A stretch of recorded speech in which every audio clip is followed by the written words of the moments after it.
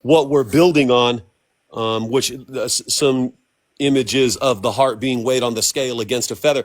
To give a general perspective, the way Brother Panic explains this is instructions from ancient Egypt on the pyramid walls, the hieroglyphics of how to avoid reincarnation, how to not come back here after unaliving. Now, in Judy K. King's speech, which is on YouTube, she says reincarnation's not something that I've dived into very much, so it doesn't really talk about that. But she said she's open to the idea because if the lysogenic cell cycle takes place, then somebody technically stays here, and that could ideally lead to reincarnation, is what Judy K. King said. So she said she's open to the idea. I'm trying to see how to change. Which means she's saying, I wrote a book about reincarnation. You see what I'm saying? Right, Like, in other words. there's no way she could just get up there and be like, hey, this is what is going on. The book is confusing enough. She can't get up there and explain it. But I have exactly what that process is on page 101 in the Balls of Fire, the whole gene expression of what's going on. And some other stuff about Lambda. I got some notes too. Okay. Miss J, what's good? Peace. Good to see you. Peace. Good to see you too. Thanks for joining the panel. So we're going to be going over ancient Egyptian instructions on how to avoid reincarnation, how to not come back here after unaliving. Yeah. Brother Panic has an 18-hour lecture on this book called The Isis Thesis. He did 3 6-hour videos, which are on YouTube, where he's talking about this book alone. So he spoke about this book for 18 hours, which some people are saying, he didn't have to do 18 hours talking about one book. But I think the perspective Panic is coming from is this knowledge isn't for everybody. So if it's for you, then you'll be willing to sit through the entire 18 hours. That's sort of like how we keep it a cult, even though it's public and on social media. Well, I mean, people don't want to do the work anyway. Right. And it's like he already did the work. 18 hours isn't bad compared to a lifetime. So there you go. Yeah, if you really are sick of coming back here and doing this again and again, But he mentions. You said what, Bree? No wonder people stay here for so long. Right. He mentions it goes into this in the Isis Thesis that the pharaohs kept this knowledge hidden, and the commoners of ancient Egypt weren't allowed this knowledge. So, and we're going to get into this with biological altruism. Camp Wisdom can explain it beautifully, the brother Phoenix, that basically, the common people in ancient Chem, in ancient Egypt, were expected to recycle, to reincarnate. But this knowledge to ascend was kept for the pharaohs when it gets into the reason for the pyramids, and all of that. So I hope that the way I've noted it makes sense. We will get started. It doesn't seem like much has changed, right? Well, some things have changed, but maybe the path out of here hasn't changed. What do you think, Brother Phoenix? History repeats itself because we keep doing the same thing. But also, I mean, that's the nature of this experience, right? Right. From a quantum state, which what all of this is being projected from a quantum state. Nature's MO is to preserve the few over the many. This is just life. Like, if you pay attention to the patterns of Earth and everything, nature's MO is to preserve the few over the many. So it's just like a drama being played out. Nobody said it's fair, but that's just that's just what it is. It's weird. Like, I like to say we're drama queens and drama kings on a molecular level because, like she says in the Balls of Fire, the quantum world is ruled by quantum mechanics, and that's what orders our classical cosmos that's ruled by general relativity. So the classical action of science seems to be a holographic veil of the molecular world. So we're projecting it. So she says, in other words, the activities of humans are just signs or patterns of the competitive activities of quantum molecules. So that's why it's, when you're healing, you hear it's an inner journey thing because you got to change yourself molecularly to change whatever you're projecting externally. So it's like, it's not like the Egyptians kept things from people or that the priesthood of Christianity keeps things from people. People are, like you said, biological altruism. The masses lead themselves to the slaughter by relying on faith rather than knowledge. This is a self-sacrifice thing because at the end of the day, One of the first tools we're given on this experience is how to read. So just because somebody dangles bread and circuses over here doesn't mean that knowledge doesn't exist over there. So again, it's all a process that's necessary for sacrifice to happen to continue. Also, because what is it called? Non-native interaction, right? What we're in the earth, what we are is open systems, and it has a threshold for capacity, right? Like an excess of high energy would collapse a system that has a threshold for capacity. The earth system cannot handle everybody knowing how to work the system. It would collapse what we think life is. So that's why some people, we all at a certain point are self-sacrificing in the name of not knowing this stuff or how to work life. So that's a part of the journey, right? That's the part of getting out of here. It's not just about, well, I mean, it is about getting out of here and not coming back, but like, don't say that like it's a suffer to be here. This is a necessary thing for what we are and what we're doing. This entire experience is necessary. And the ISIS thesis will just tell you the science behind it, but we still got to do the work and play this out. Right, absolutely. And so, would it be safe to say, Brother Phoenix, that what we're experiencing on the mundane human level is a reflection of what's going on the quantum, or that we could say the quantum is the real reality and this is the illusion from a certain perspective? Both. I think you just said the same thing, low key. You see what I'm saying? Like, yeah, it's a reflection how we view it with our human minds, and we're projecting it from a molecular level. That's why, the inner world, the external world is a reflection of your internal world, right? We understand that from a law of attraction standpoint. That's science, period, right? We know that the internal world is what you need to get right so your external world can reflect what you feel. It's the same thing for everything. So everything we do is something that's already going on. And again, few versus the many is how that operates. It takes one virus to rule a million bacteria. She says that several times throughout these books. Right, absolutely. And that's what we are, right? At a microscopic level, viruses and bacteria and genes. Right, so it's safe to say what the pharaohs were doing in ancient Chem mirrors exactly what takes place on the quantum. 100%. Actually, where is it? Yeah, right here on page 101, she says, this brings us to the ISIS thesis, the microbial hypothesis that ancient Egyptian deities represent bacterial and viral proteins and genes, specifically those of phage lambda. Right. And we're going to get into all of this. Now, phage lambda, I've done a little bit of studying on it. And, one phage, actually, they say has about a 20-year lifespan, which is a lot longer, if I'm correct, than the E. coli host cell, which is the host cell that's usually used for the replication of the virus. Viruses and bacteria are considered quantum, in addition to atoms and subatomic molecules are also considered quantum by the definition of quantum.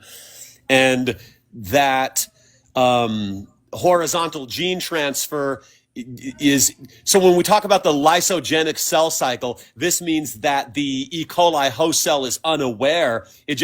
All it knows is it's been poked by the bacteriophage virus, and it replicates itself without being aware that it's carrying the virus with it.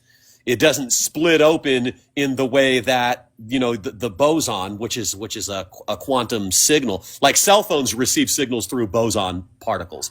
The bosons, which carry your information, busts out of the Earth cell through the cusp in the magnetosphere, the same way that the bacteriophage carrying the DNA would bust out of the E. coli host cell.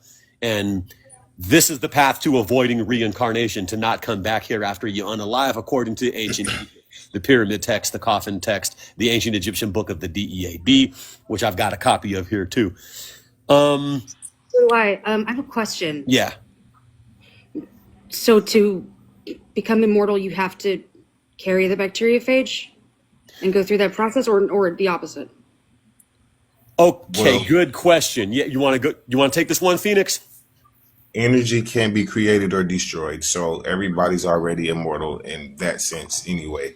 Peace. The point of this is your soul needs enough fuel to get out of here. right? Yeah. This is what all of this gene expression is about, right? The genes can't do that, and you can't have enough fuel if you don't do what you're supposed to do down here. You know what I'm saying? So, like gaining Right. knowledge Equating and experiences and wisdom. transmuting and transforming pain into understanding and wisdom. You got it. You're gone. You're good. You're good. You're gonna get I out of here. actually came up with this. I thought this was like kind of a new idea. I was like trying to tell everybody spirits are actually microbes. You guys, the gut is the spiritual realm. Like I thought I was like a groundbreaking pioneer. Like it's blowing my mind that this has already been The spirit discovered. But world of course, is there's nothing new under the sun. yeah, I also facts. have the Egyptian book of the unalived right in front of me. Ephesians Lovely 1:9. illustrations. Ephesians 1:9. Yeah, the spirit world is Absolutely. definitely right up under the skin. That's exactly where it is, and all around, of course. I've But been battling some gnarly methicillin-resistant bacterias, and interestingly enough, at the beginning of this recent ascension cycle, I became able to communicate with it telepathically, different bacterias and such, knowing that they are bacterias and such. So that's been an interesting conversation. They don't self-report as being, for example, Staphylococcus. Like they don't know their names because that's not their realm. That's what we call them. But right. they're much more intelligent than anything I've ever communicated with on the physical. But that's Absolutely. you though. But that's you though. Oh yeah. Assalamu alaikum, Taf. Peace, Ahmed. So I'm gonna read this part, and then I got some notes from this. Right. So Yes, sir.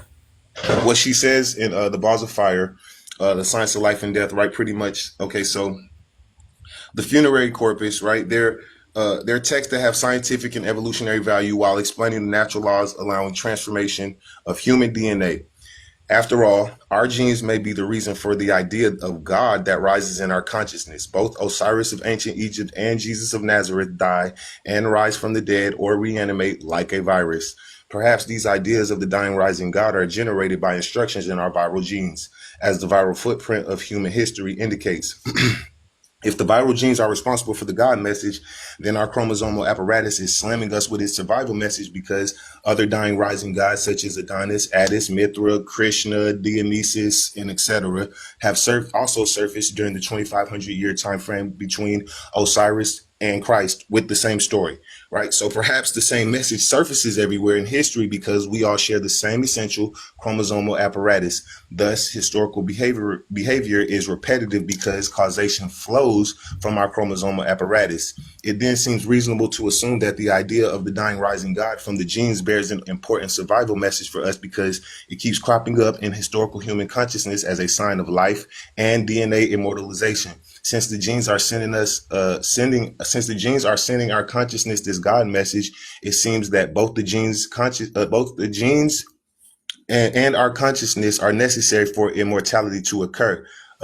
This suggests that our consciousness may be innate to our genes, or that our chromosomal apparatus is semi-conscious, as research suggests. This seems to be the most economical theory to fit the facts. Therefore, it may be worth thinking about the nature of our viral DNA to understand the meaning of the God message rising in human consciousness, since what humans feel as a profound mystical inner experience of God within their souls may actually be the awareness of the non-conscious origin of our intentionality, a bacterial virus.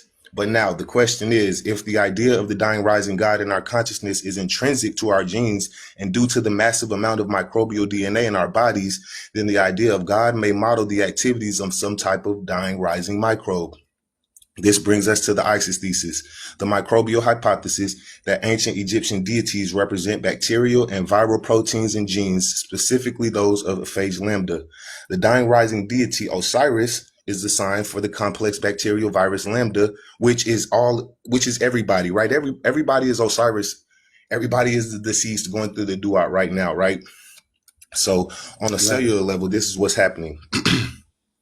The dying rising deity Osiris is the sign for the complex bacterial virus lambda that invades a bacterial host cell and goes dormant on the bacterial DNA chromosome. This is us in the lysogenic stage as a photosynthetic being, right?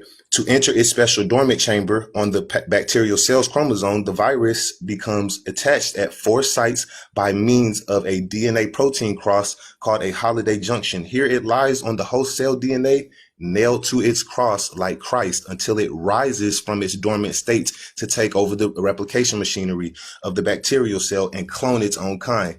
Conveniently, in this microbiological process, the virus is dormant next to the lactose genes. This is Isis, the voice of wisdom, the mother of all gods and goddesses. The nutrient sugar it needs to clone its own when it rises from its dormant states. The nutrient lactose genes are tied off by the lac repressor protein, which loops the DNA in the shape of an Egyptian ankh, the sign of life. Activated by the emission of light and assisted by proteins, the virus then detaches from the DNA cross, uses the lactose nutrients next door, and clones itself, what can be compared to a virgin birth. The Isis thesis proposes that Isis is the sign necessary for lactose metabolism. So we have a dying rising god on the DNA cross, a virgin birth of clones from a nutrient sugar, and some very ancient signs. The cross, the ankh, and the coming of light, or sun god. This natural process happens within our cells in the ancient glycolysis fermentation gene expression network. Right now, how I broke that down for, how spirituality and this human reflection works, right? So the lac repressor being tied on the lac on the lac genes, right, is what turns the thing from a cross into an ankh, which gives us life. And it's not lifted until the lactose genes are entered into it, right? And this is when you get your bioluminescent or your light body. So the repression is like being bound in the duat or on earth, right? This is the underworld state where your soul is held in darkness. It has potential to, gain the fuel it needs. The repressor, the lac repressor, is just mirroring the weight of your unintegrated pain and the bindings of your lower self, right? So when the right nutrient sugar, the lactose being introduced into the environment, or initiation, awareness, integration of, your, like she said, transmuting pain into understanding and wisdom, that's the lactose being entered into this process. Then the block is lifted. Then the energy floods into manifestation, just as viral forces burst into lysis. Then the cell breaks open, death of the old form, releasing the light body and the crystallized being into a higher plane. So repression and pain that you go through is not punishment. It's just a gestational indrawing. It's the lac repressor tying off the lactose genes. Is like source drawing creation back into itself before another release. But this is all an individual process. Without it, the soul will not have the pressure or fuel it needs for the explosive release into the next experience. So you can ascend and get out of here. Absolutely. And my understanding, that's the battle of Horus versus Set, and the reassembling of Osiris's body parts is the reassembling of your DNA. The lytic cell cycle would represent Horus, Heru, and the lysogenic cell cycle would represent Set. It's a battle over gene seats, and this is where the game of baseball comes from ancient Egypt. And now, if I'm correct, Camp, that the outfielders would represent Set, or the lysogenic cycle, and the ones batting. I gotta look at the baseball stuff again. I don't really too much read the baseball references. The science is mind blowing enough, so I gotta look at the. But I do understand that lysis releases the progeny. I understand the progeny is the soul. Progeny is offspring, descent. We are offspring of a different source. We did descend down here, so that's the point of this. Lysis is release of the progeny. Right now, the progeny is stuck in a human meat suit. Right. And so if Horus winning the battle over Set means that you will not be recycled back here, you get out of the wheel of 84, the wheel of samsara, you don't reincarnate. You actually ascend to become your own supernova. Don't get to go create your own shit. That's why you're here. Build your own universe. You can either reincarnate and come back here, do this all over again, or you can. No, you would never. If you understand that, you would never come here and do this again. You would leave. If you understand what the point is, that's why this information is here. And Brother Panic said, just by you sitting through this 18-hour lecture, the information's being programmed into your cells. But you still got to do the work. You still got to do the work. You still got to do the work. The work requires mind, heart, and ego, for sure, right? Most people's mind is under control. Their emotions is out of control, and our egos are scared babies that walk around like bullies. That type of stuff is what changes you molecularly, that gives the soul the fuel it needs to get out of here. If not, right, that's how your heart. So again, remember I was explaining to you, we were on the phone. Yeah. This process doesn't happen when you die. We already died. We're stars that died. Welcome to hell, everybody. I Welcome to was gonna, hell. This is the underworld. Your heart is being right, weighed against the feather now. Right now. right. Can you let go of this human shit and get God is love and all Exactly. of that? Yeah. Because you were telling me, like, so Bobby Hemmett has a speech where he says when the ancient Egyptians talked about the DEAD and DEATH, they meant living in earthly human embodiment. So You're in the we are duat. actually DEAD right now. And when You're in the the ancient duat. Egyptians talked about life and the living, they meant those have passed on. So it's backwards. It's inverted from how we look at it. So We're the in the ancient underworld. Egyptian book of the DEAD translates to the ancient Egyptian book of living an earthly human life. We're It's called the book DEAD right of now. So our hearts are being weighed on the scale against the feather right now. It's not something we wait to happen after we decompose, right. right? It's the book of coming forth by day. Right Right. And now. can you explain what coming forth by day means?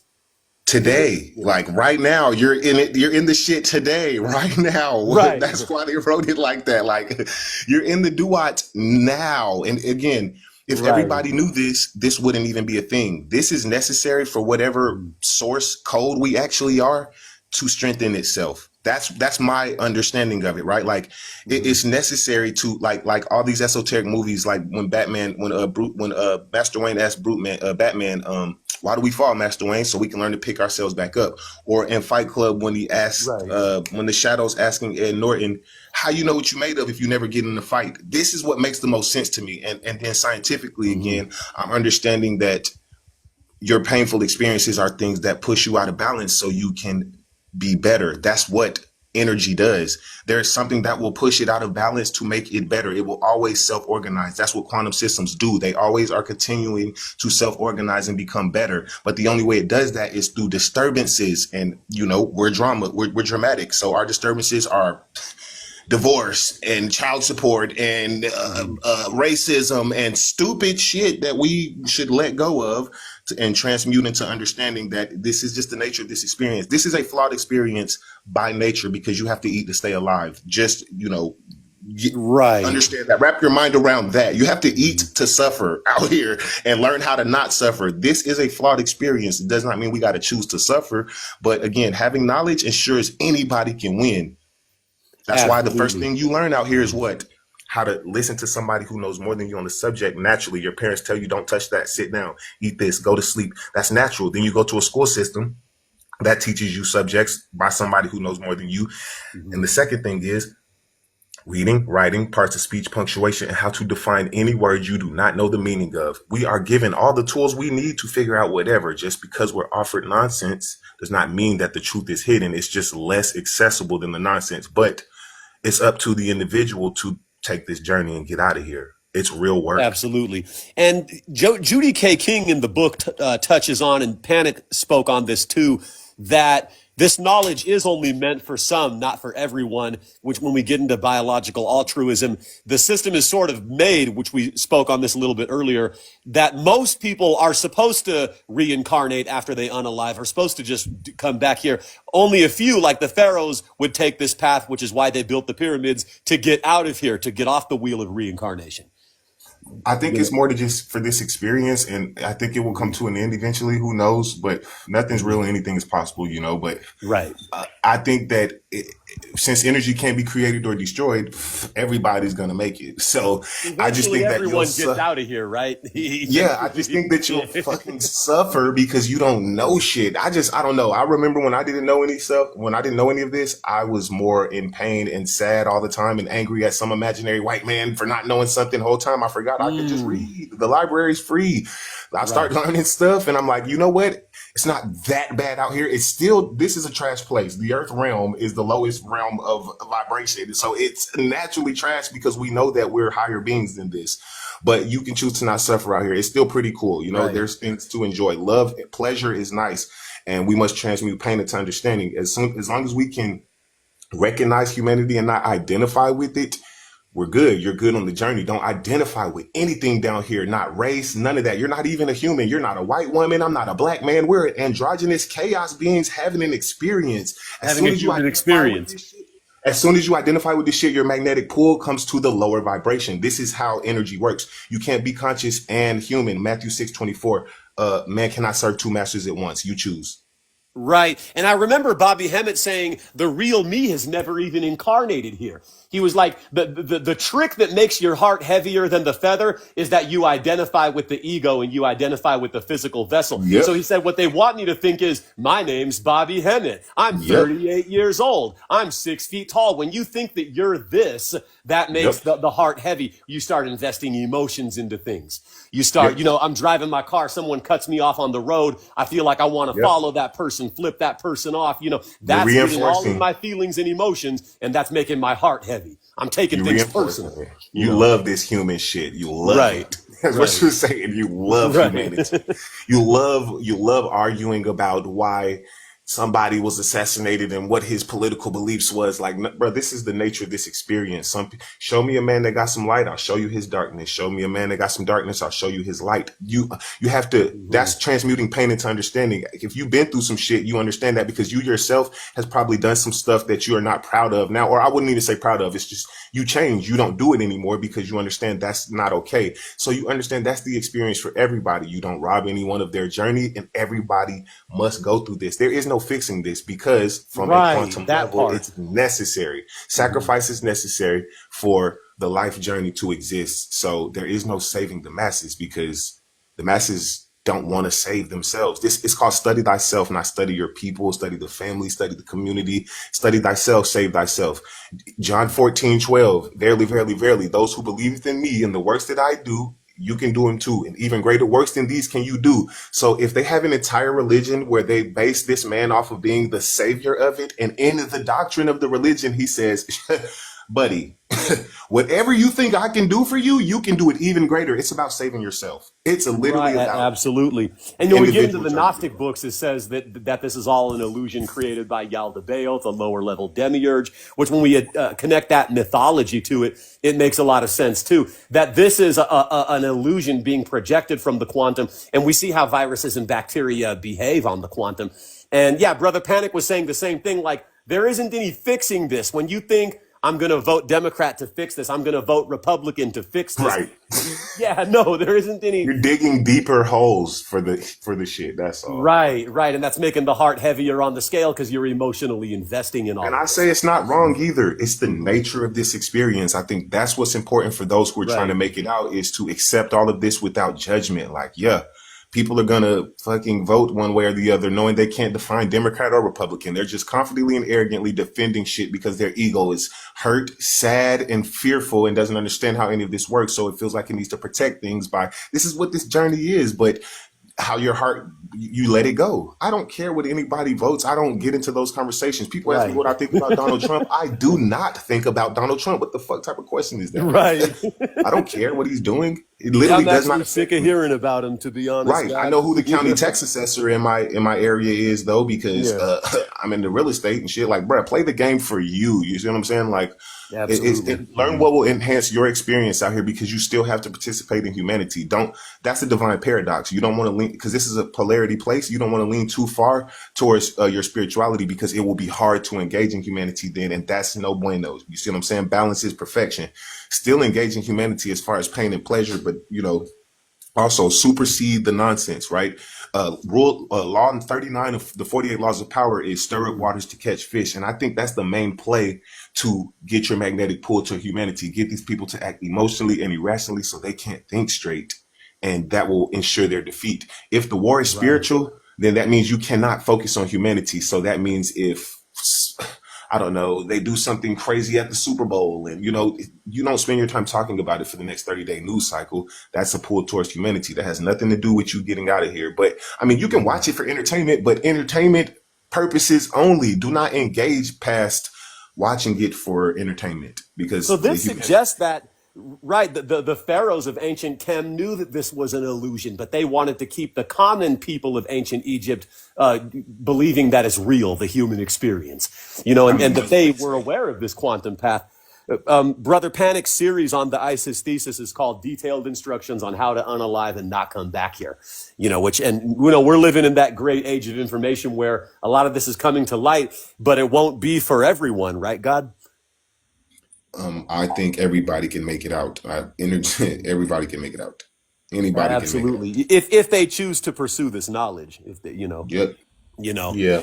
It's not more advanced than anything that we have. You have it. It's just we're finding it again. Like the family Right. member said, the process has been going on for years. You know how long it took us to figure this out the first time? Right. Absolutely. Now, all of this is a lot of collegiate, sophisticated wording, but when you really get it, it makes sense. Like there's actually some cartoons on YouTube you can watch that explain in cartoon depictions how bacteriophage viruses work within the human body. And if I'm correct, bacteriophages are everywhere, Yeah, you know. they're in abundance. The science is definitely good to know, but you got to do the work still. Knowing this will not get you out of here. You can't just because you know where the stars. Nope. Your heart can't be heavy with a feather. Don't take that lightly. You think that shit is sweet. No, your magnetic pull towards humanity is why you're on Earth in the first place. So the work is really, really key to do while you're here. That's the only way this gene stuff does exactly what it's supposed to do. It's supposed to be an autopilot thing. It's not something that happens, your body decomposes and you're like, all right, now I got to get out of here. Nope. You had to have made that decision while you're here. You're going through the duat right now. You're already Right dead. now. When this body decomposes, that's when you choose if the soul can lift out of here or not. So don't take the work lightly. You got to do the work.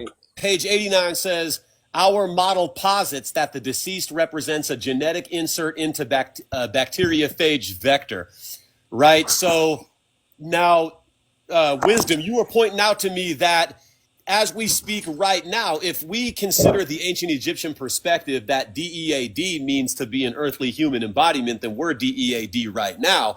So the lambda phage vector is actually cloning the DNA right now. Would that be safe to conclude, Wisdom? Brother That's Tunic? that's what we're playing out right. And I actually, she says right here, the only elements known to produce a magnetic field are iron, cobalt, and nickel, which are the same elements in the phage lambda's head. Okay. Wow, And that's some real shit. so this particularly is dealing with the lambda bacteriophage, not other bacteriophages, right? Right. Which Okay. is what science, right? This is what science means, knowledge, to know, right? A bunch of people have figured this out ages and ages over time. We're just refining this information. So like when you read stuff like, yeah, everything points to this being lambda. And oh, by the way, the only things that connect that make a magnetic field, you see what I'm saying? This is, Right. this is scholarship. And so this isn't just after the flesh decomposes, after unaliving, but bacteriophage vectors replicate and become a vessel for the DNA. And this is what it's talking about in the ancient Egyptian text when it says you're carried on the ferry boat of Re. Or Re's You are the ferry boat. ferry boat right now. This is your ferry boat, to as above, so below. So it's going to be a thing then. When we identify with these human traits, or, Panic talked about, you hear something on the news that's tragic and it makes you emotional and you want to go out and protest, that's weighing the heart down. It's more human identity. It's more emotion, energy in motion being invested in the human identity. Exactly. Yeah. Harvesting our energy. Right. It says in Right. this capacity, Right, below he facts. is, the deceased is ready to make the transformation in the duat and has bonded to Re at the polar great stairway to be ferried through the black duat as the deceased sun god Osiris. Since our exploration supports our model that the sun god Re operates like incoming phage lambda into an E. coli earth cell, for simplicity, we can say that the union of the sun god Re and the deceased could represent the uptake of human information or genetic instructions that is fragmented DNA into the incoming lambda sun god. This is similar to types of horizontal gene transfer our modern bacterial geneticists also call transformation or transduction. Today, researchers use bacterial viruses like phage lambda as cloning vectors. Put simply, they insert exogenous DNA fragments into lambda genome. The phage then becomes a carrier molecule or vector that transfers or ferries the recombinant DNA into the host cell. Now, earlier in the book, just to touch on this, they mentioned that scientists have observed that bacteriophages do this, that they replicate our DNA within us. and they take it with them when they reproduce themselves using E. coli host cells. So that's been scientifically observable. Which the Earth is, which the Earth is an E. coli cell, big ass E. coli cell. As above, so below. And right, that's So why this what do you? is the journey of the afterlife right now, because we're projecting this anyway from the quantum realm, right? Like Right. we're a star that's supernovaed, and DNA from that is self-replicating. So Isis is the first hero in the story because she reassembles Osiris's body, which is her brother, her husband. Osiris's severed body parts come apart after Osiris has been cut up into pieces and scattered all around by his brother Set. After putting her husband, brother Osiris's body parts back together, Isis impregnates herself with the seed and gives birth to their son Horus, who is Heru, which is where we get the word hero from, who is the Christ, who then becomes the main hero because he avenges his father Osiris by defeating his uncle Set. Now, the Isis thesis is proposing that this story is symbolic of the reassembling of the DNA in the host cell when the lytic cell cycle Horus defeats the lysogenic cell cycle Set. And Right now. Right. Right now. Okay, so it's something happening right now, you're saying, Phoenix. Yeah, the DNA is being reassembled right now. I want you to help me out with this lecture too. Okay. About, because the universe is order out of chaos. That's entropy. Entropy reigns here. And that's why Isis is the savior of all of this, because the whole point of this esoterically is to, get your divine feminine energy right. That is everybody. The soul is the divine feminine that needs to wake up and needs the fuel to get out of here. Right. So that's why whatever divine feminine principles esoterically we're supposed to work on down here is what is recombining the DNA to give the soul fuel to escape. It's Absolutely. Now. That's how you get your heart. So it's, the nurturing, creation, intuition, that stuff, tapping in more to that type of energy, everybody, so you can get out of here. So it would be safe to say that if this is the DEAD, then as the Egyptian theology would propose, then this is happening right now. We're actually escaping as we speak. We're lightening our heart's load as we speak, correct? I mean, if you're doing the work, yeah. If you're doing the work, right. Now, Isis is a representation of the lactose energy metabolism because lactose being milk is something that is from the feminine. The hieroglyphics say Isis provides milk for the DEAD king. The lactose nutrient medium is necessary for the lysis-crow protein process in the host cell, which has been infused with the DNA of the phage vector, right? Yeah, go ahead, God. Yeah. No, I was just saying to release the progeny. That's what it takes. Right. So the battle between Horus and Set is lysogeny CI protein Set versus lysis-crow protein Horus. This battle takes place in the host cell and determines whether or not Osiris's body parts will be reassembled and resurrected as Horus. If the CI protein becomes dominant, which is Set, then the lysogenic cell cycle takes place. If the crow protein becomes dominant, which is Horus, the lytic cell cycle takes place. So if Horus wins the battle, you become your own universe. If Set wins the battle, you reincarnate. You stay here to repeat this all over again.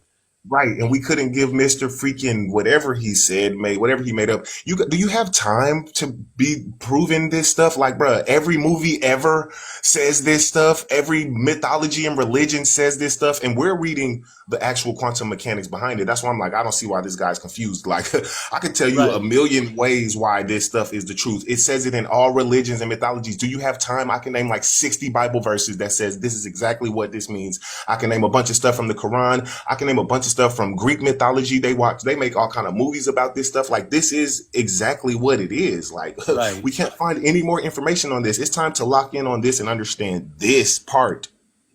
It's the oldest story ever told, right, Queen? Like, it's the journey of the hero. It's the journey to self-mastery. That's why you come here by yourself. Never-ending story, right? Absolutely, the never-ending story. Like the Great Mother was saying, it isn't for everyone. It's not for everyone to get, and I'm not here to make somebody else be convinced. That's just getting myself emotionally wrapped up if I start to debate this person. And you're absolutely right, God. Like, tell him he's right. I felt myself. I felt my ego like, oh, I felt it. And that's shadow work that I'm doing. Like, why do you care that much? And that's why I was like, Kath, you know what? We're going to just drop them because we're providing scholarship that we can stand on. There is no point going back and forth with somebody who's like, well, I don't believe the facts that you're giving me. Sir, I can't help you with that. Get up out of here. Get up Right, out of here. right. The Wizard of Oz, definitely. I just watched a panic video about that. I sent it to you, Cab. Go watch that video, dog. And then I went back and I'm watched the gonna Wizard of watch it. Oz. I'm My gonna mind was send it out blown. too. I Yes, said, I'll be sir. damn, right up under our nose. You talking about something? I didn't even notice they said Isis and Osiris when I was a kid. Why would you notice it, nigga? Yes, Barbello, great mother, I give thanks. The dude Ahmed who was on here, I've spoken to him a little bit before. Now, if I'm correct, he's from Palestine and he's a Sunni Muslim. And I think maybe his feelings became a little bit hurt with some things I was saying about that religion in some Well, we other. don't care. We don't Yeah, we care. don't. That's human shit. Fuck your feelings, right?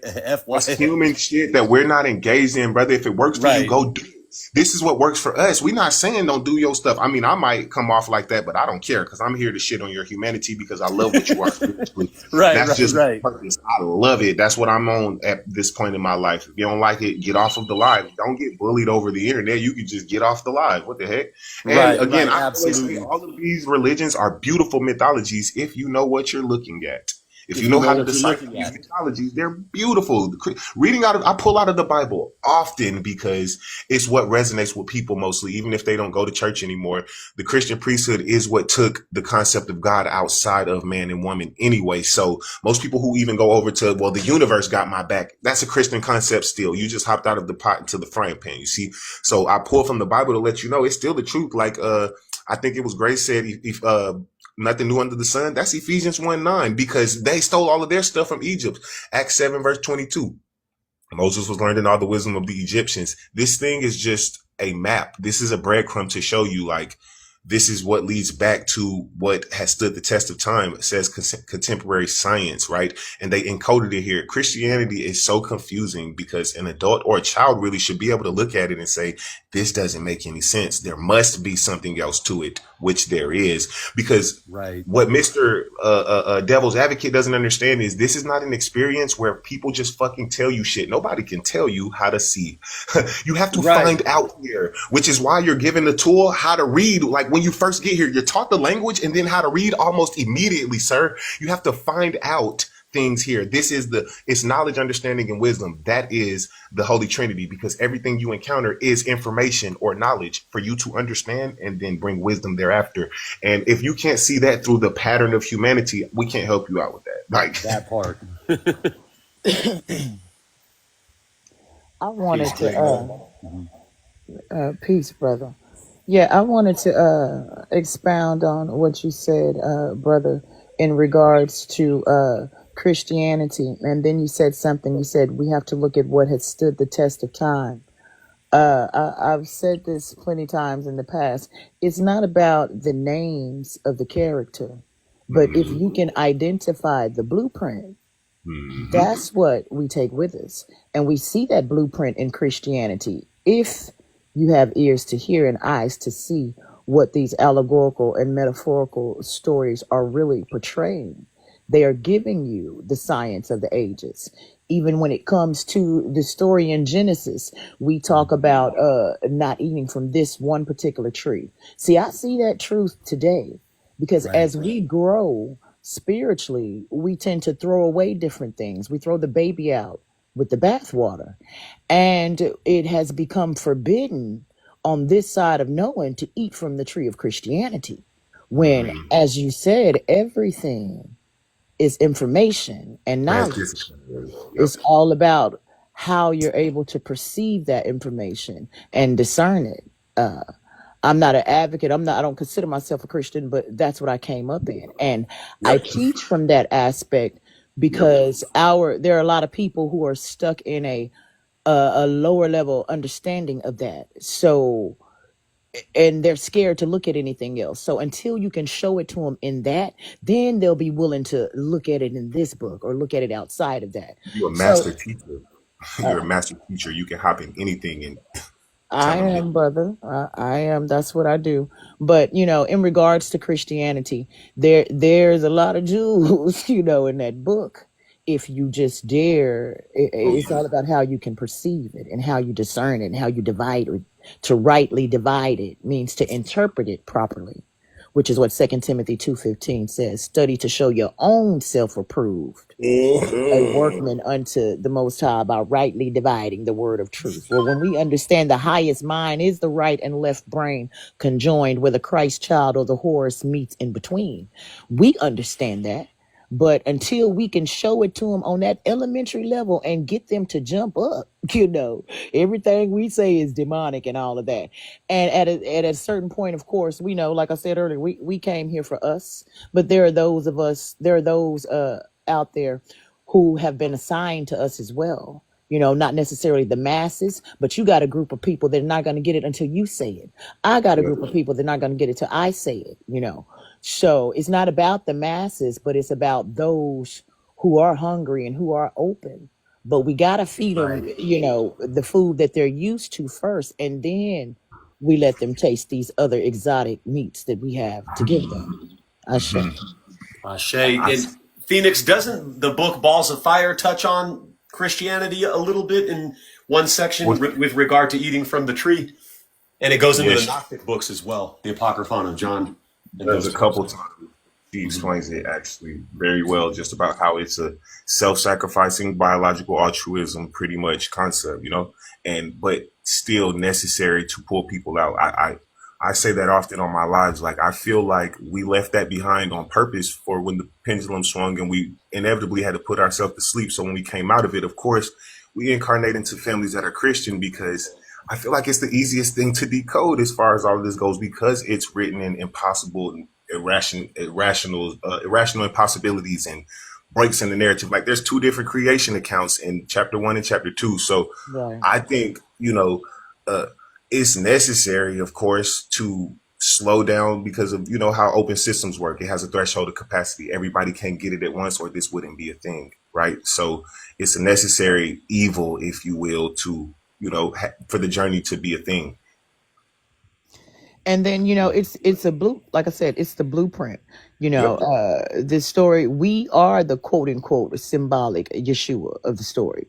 That's the goal, to become the hero. You understand? So, like, we get that, but it's a matter, like I said, of they don't get that. And they scared too. They get scared when they do get it. When it started making sense to them, they scared. Straight up. Yeah. And I'd be, to be honest with them, it is a little scary when you first start, but it get easier. You'll be okay. You'll be okay. Right. You're gonna be all right. The unseen is for sure scary, but whatever. And honestly, people don't understand, like, it's already at play anyway. The spirit realm underpins everything that happens in the human existence. You just don't have control over it. Like, most people focus on what they don't want more than what they do want. And that's exactly what you keep getting. It's because you're living in a fear-based mindset, because you don't understand the maps that were left for you to, navigate this experience. So it's all choice. It's all personal choice. Right. Absolutely. On page 13 of the ISIS thesis, it says, in light of the fact that the deceased is no longer living human matter, carbon, hydrogen, nitrogen, and oxygen, the duat, which is the underworld, must represent a quantum phenomenon where these elements exist and are reassembled. Page 56 says, the deceased in his original shape, the DNA, bonds to the sun god as a foreign insert in the vector for gene cloning, with the Earth and its magnetosphere representing the living system or host cell where the vector can be propagated. The cloning is the Earth's element-enriched northern cusp, where the sun god is moored in the dockyard of the gods. Page 63 says, in our model for verification, the essence of the deified king indicates the union of the sun god and deceased, or insertion of final human elements into the phage DNA capsid, that is the pyramid head. With the bacteriophage attaching to a host cell, its DNA is pumped out of the head, down the tail into the cell. So the bacteriophage lambda vector is the microscopic spaceship that carries the DNA of the deceased. So in the wall, to the cell wall of the earth. That's what it means to be a moored one. I be trying to tell these niggas, that's what it means to be a moored. You can get the fuck up out of here, boy. You tied into the cell wall to get out of here, not tied to the land down here. But as above, so below. You want to be stuck down here, go ahead, moor it up, my guy. So what it's saying is that as above, so below. So what it's saying is that the Earth cell is the same thing as a E. coli host cell, and the same way that the sun's energy, because it's the book of coming forth by day, the helios, the sun, comes through the cusp in the magnetosphere, is the same way that a bacteriophage impregnates or puts itself through the E. coli host cell. Is that understanding correct? Yes, and those four elements was what? Nitrogen, oxygen, carbon, and hydrogen, right? Right. So if So the you know, bacteriophage replicates the DNA and becomes that's the boat of Osiris, Re's ferry boat, and it utilizes the lytic cell cycle to then bust out of the Earth system, which is the E. coli host cell, then your consciousness as a boson particle will do the same thing above that it has done below. Is that correct?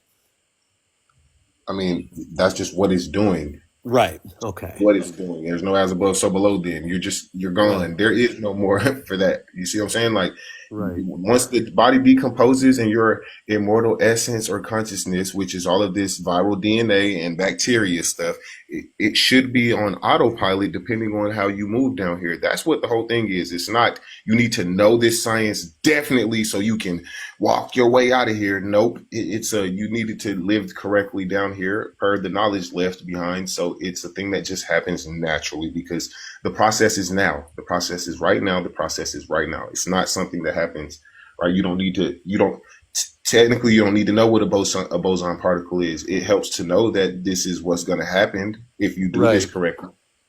But so technically, someone doesn't need to know all these like fancy collegiate terms, college level lingo, and all this like boson particles, viruses, and bacteria. But the point is to not have the heart be heavy, which I is think being you should know a emotionally base. invested in this human experience. I think you should know a base level of what you are. I Mm-hmm. think it's all the explanation of external nature from what's projecting it. So I think you should know on a base level like what an open system is. That's what you are. Something that exchanges energy and matter with the surroundings. Like know that type of stuff. Know how open systems work like on a base level because I mean, that as above, so Right. below matters, right? When you understand how open systems work, like an excess of high energy collapses low vibrational things, then you can heal yourself when you understand that, or you can start manifesting easier when you, because as above, so below, this is how these principles work. So it's good to know, the science, but also Right. the real science you need to know is the this journey of self mastery, all of this trauma and pain that you incarnate into that you have to let go of. That's the real, So Right. I think it's like no matter what level you get it on, whether you get it in Spanish, in English, right. and French, as long as you get the basic concept of it yeah. and any understanding, because that's going to Absolutely. lead to higher understandings. But the purpose, the point rather, is to first be able to receive it on any level, to believe, Yes, okay, great yeah, mother. this is it. This is the truth. This is what I see over and over again. Absolutely, great mother. If I could put it simply, like, because I was thinking about maybe making a cartoon drawing of this. So bacteriophages are all over the place. Am I correct? Wisdom, all of us have billions of bacteriophages throughout our whole body, right? Aren't bacteriophages are all over the earth and they're found in every living organism, cats, dogs, trees, plants. Am I correct? Like bacteriophages are just everywhere. Like, don't all Yes, of us have bacteria is billions everywhere. of them in our bodies, right? Yeah, actually, let On me our read. skin as well. Yeah. Right. Hmm. And Yeah, right here it says many scientists now argue that viruses contain a genetic archive that's been circulating the planet for billions of years. When they try to trace the common ancestry of the virus genes, they often work their way back to a time before the common ancestor of cell-based life. So viruses may have first evolved before the first true cells even existed, which makes sense because, and this is why having a base knowledge Mhm. makes sense. If you care, if your interest level is science like that, viruses the virus's what's it called relationship is to impregnate a bacteria and rule it. That's what it is. This is exactly what we're doing. We're projecting. We projectile. It's a projectile.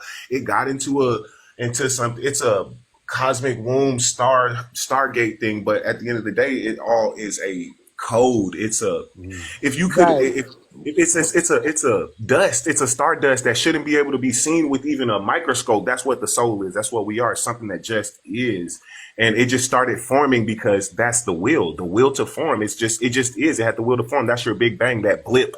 That's the will to form. And then after that blip, Right. hydrogen and helium started mixing. That's what made stars and clouds. Stars eventually supernovaed. And like she explains, when a star supernovas, the core stiffens and what's inside the Right. core rushes out and impregnates the cosmic womb, just like down here. A core stiffens, something rushes out and impregnates the womb. It's all the same thing, as above, so below. And DNA happens to be Wow. self-replicating genetic material. And the four building blocks, like you said earlier, nitrogen, oxygen, carbon, and hydrogen, for the main things that bust out of the star when it dies. And also, that's the book of Enoch for you, right? We are ethereal beings made of nitrogen, oxygen, carbon, and hydrogen. That's NOCH. That's Enoch right there, which I'm pretty sure that book explains a lot of this stuff. I guarantee. Absolutely. The Barbello's got great wisdom. She is the truth all the way. You I hear know, it. absolutely. And so what's fascinating is that scientists observe that these bacteriophages actually carry our DNA. They become like a container, a cell, a vessel it continues to carry our DNA after we unalive. And when it impregnates an E. coli host cell, it then makes more of our DNA even after we're unalived. And so if it takes the lytic cell cycle, that means it busts out of the E. coli host cell rather than just have the E. coli host cell replicate itself. It actually destroys the E. coli host cell. And then that gives because only 2% of the DNA utilizes protein to make up the physical body. 98% of the DNA serves no known purpose. They don't know what it's for, what it's doing. They call it And junk they say DNA. you're It's a 98% library. target. But they do though. It does They serve a do. purpose. That's actually the next thing that I'm going to teach on Tuesday. Kaf, I'm the looking 12 forward to it, great mother. layers of DNA. The 12 layers. That 2% or 3% that you hear, that's the biological DNA. The other 10 layers are quantum or Yep. spiritual, if That's you will, stardust they say you in made out nature. of. And when you talk about the replication with a virus, what a virus does is it attaches to the RNA. Of course, we have RNA and we have DNA. RNA Right. would be the feminine, DNA would be the masculine. Wow. RNA gives the DNA the instructions on how to manifest. So what a virus does is it attaches to the RNA and it makes basically a permanent place in the RNA. When we have different medical viruses, let me say one in particular that rhymes with sherpes. Right. It'll go into the RNA and it'll stay dormant, and then every so often it comes out and it multiplies. This is when they would have these eruptions, if you will. But so when we look at, you talk about the replication and how it continues, they claim that once you have a type of virus that there is no cure for it. Why? Because it has attached to the RNA and it is replicating and it will show itself periodically. Yes, great mother.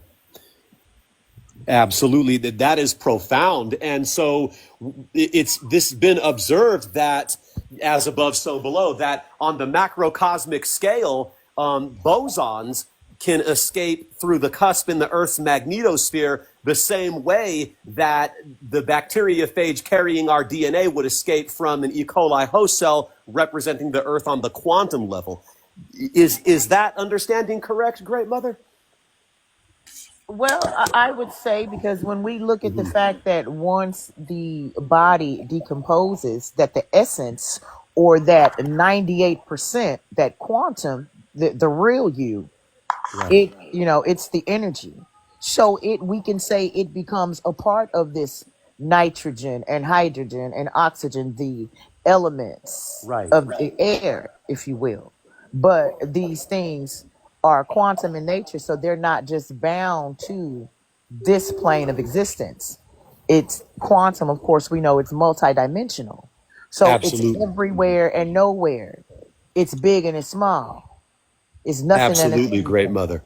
And I'd like to welcome Mad Money to the panel. What's good, God? Good to have you with us here. Peace. Peace. Grand evening.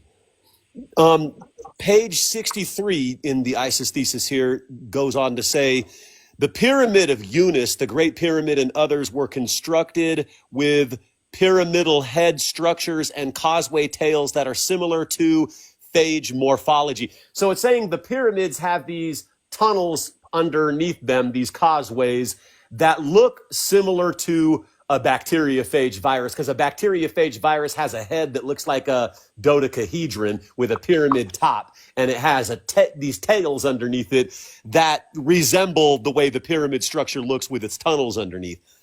Similar to the Theban recension, which is an interpretation of the papyrus of Ani, refers to Atum as the sunshine god rising in the sky.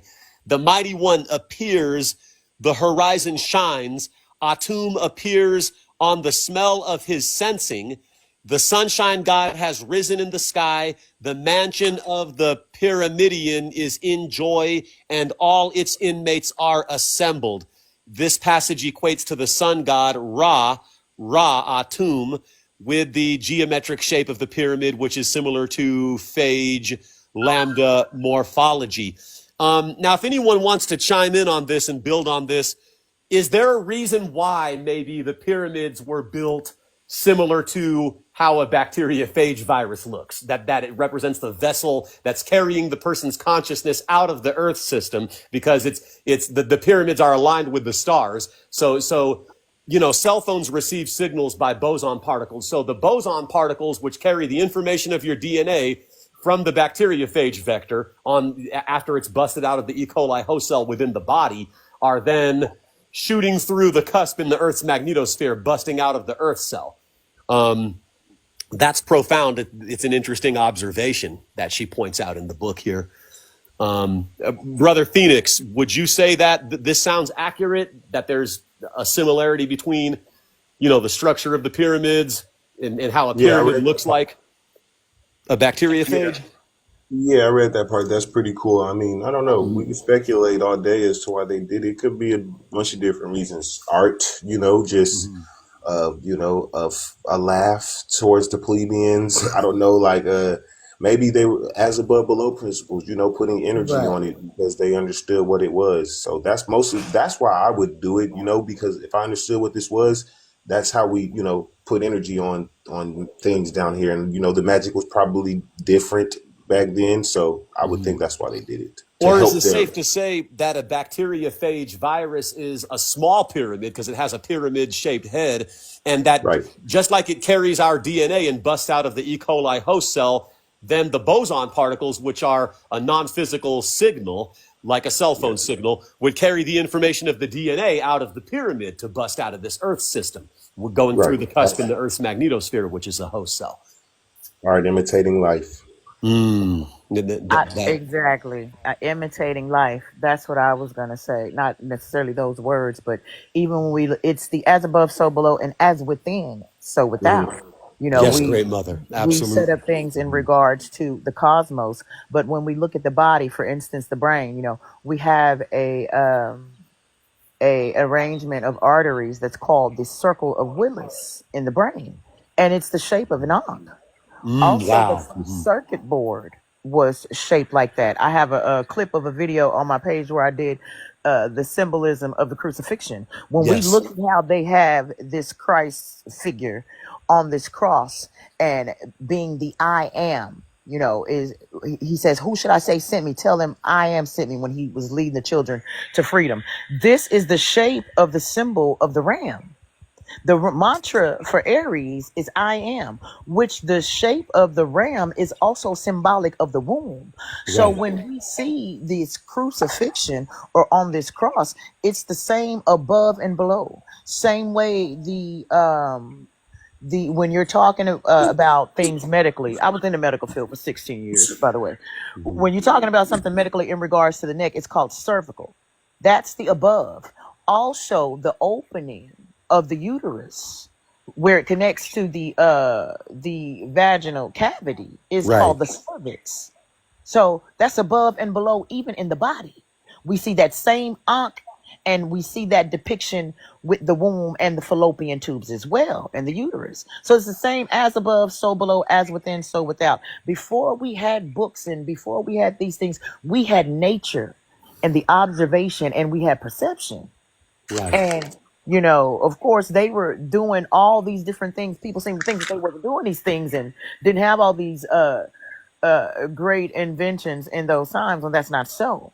The first evidence of a root canal being done, and I learned this in when I went to school to be a dental assistant. Page 1 of the book, the first evidence of a root canal was found on a quote unquote mummy from 3113 BC, and the Wow. procedure has not changed today. They have only updated the tools, but the procedure and how they do it has not Nothing new under changed the today. sun. You understand? So Nothing. they were dissecting, you know, bodies, and they had cadavers and all that stuff that we see today. There's Right. nothing new under the sun, just new people doing it. And it was the Right. concept, the science of you. You know, the scriptures say you are fearfully and wonderfully made. It's the science of you. Think about the body and the intelligence Right. that animates it. You know, Yep. why would you, if you're going to fashion something around anything, that is the never ending story. You, Yep. What man, Right. else? The never-ending stories What about else would you. it be, right? Absolutely. I What else would say, it be? What else would it be, right? Like thank you you. come, Right. You, Right. like you you come the out here not secret. knowing anything. I Absolutely. say, So Osiris's body parts are severed and scattered when because and so here's what the ISIS thesis is saying this means is that your DNA comes apart when the bacteriophage impregnates the E. coli host cell. The bacteriophage reproduces itself with your DNA, and then it reassembles itself by making more of itself in the E. coli host cell, reassembling your DNA. So it says when a phage vector attaches to a host cell, it injects its DNA, in this case being the DNA of the deceased person, into the host cell. And now either of two processes can take place, the Cro protein lytic cell cycle or the CI protein lysogenic cell cycle. So the lysogenic cell cycle is what we don't want to happen. That's the cycle of it. What it's saying is set, where it wouldn't bust out of the E. coli host cell, but the E. coli host cell wouldn't even be aware that the bacteriophage has impregnated it, and the E. coli host cell would just replicate itself, thereby replicating the bacteriophage. Whereas if the lytic cell cycle takes place, then it busts out of the E. coli host cell, and that makes your DNA information as boson particles, which are boson waves, which are information, can go through walls, just like a cell phone signal goes through a wall. So the pyramid would send this boson signal carrying your information out of the Earth, because the Earth's magnetosphere is an E. coli host cell on a macrocosmic scale. It says the lytic cycle, when Cro protein becomes dominant, the phage, Osiris, spreads its recombinant DNA throughout the cell. This genetic information forms separate body parts of the phage vector, which then reassemble, reconnect to form new phages, Horus, the son of Osiris, taking the LAC-Z enzyme, which is synthesized by the host cell when lactose, which is the milk metabolism, lactose, Isis, becomes available. So you need the help of the great mother Isis for the lytic cell cycle, for Horus to be born, for the lytic cell cycle to take place in the cell, which gives your DNA the information to bust out of this Earth system. Yeah, it says anyone jump in, chime in at any time. The lysogenic cycle, when the CI protein becomes dominant, the phage's DNA combines with the DNA of the host cell, leaving the host cell alive and intact. The host cell is unaware of its presence. The host cell replicates itself as a prokaryotic organism. Eventually, the LAC-Z repressor gene will become weak, causing the bacteria to cut out part of its own DNA, which will eventually be the new phage virus. Prokaryotes are always unicellular. Oh, the phone's ringing over here. Well, eukaryotes are often multi-celled organisms. The folding of lambda CI protein to its native conformation results in prokaryotic to eukaryotic evolution of Homo sapiens sapiens trapped in the Earth system, whereas the folding of lambda Cro protein results in the recombinant species referred to as Homo sapiens lambda that reverses time, escaping from the Earth system to the early universe. Homo sapiens sapiens is humanity. So the goal is to no longer be human, to escape the earth cycle of reincarnation. So Set represents returning to humanity. Horus represents escaping the earth cycle of humanity to get off the wheel of reincarnation. As above, so below. The competition between Lysis, Horus, and Lysogeny, Set, translates to the release of energy as radiation, chemoluminescence, or heat, photosynthesis in the universe. We went over this in the abstract of the book. It says, thus approximately 4 billion years ago, as scientists are guessing, the process of lambda lysogeny resulting from CI protein production activated the transition to eukaryotic development and photosynthesis, humanism. Prior to that time, the original lambda structure, as signified by Crow protein control and chemoluminescence, was imprinted on the universe. The horizontal gene transfer of the deceased on the Egyptian path to the stars, referred to as lambda genesis. Egyptian scientists not only support that information can escape from the protein folding funnel landscape of a black hole, but can also reinforce concepts such as string theory, T-duality, and supersymmetry.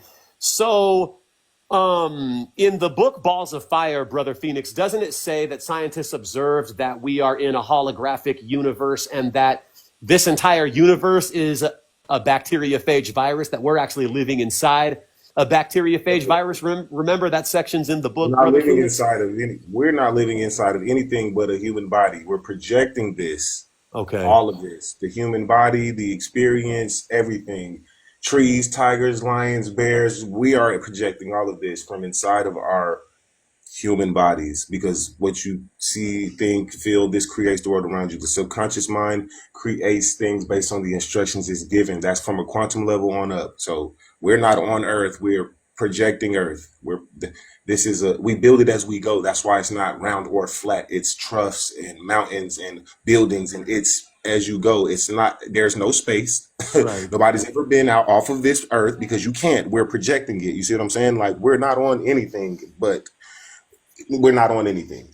We're in Well, what they said in Balls of Fire is that they observed that the when you look up in the nighttime sky and you see melanin, you see what scientists call dark energy or 9 ether. Like if I was to walk outside the house and look up right now, behind the stars, I'm going to see that triple darkness of space, as they refer to it as, which they don't really know what dark energy is. They're still trying to figure it out at CERN and all of that. They can only understand melanin to some degree. Give me a moment. I got a call coming in. Keep building. I'll be right back.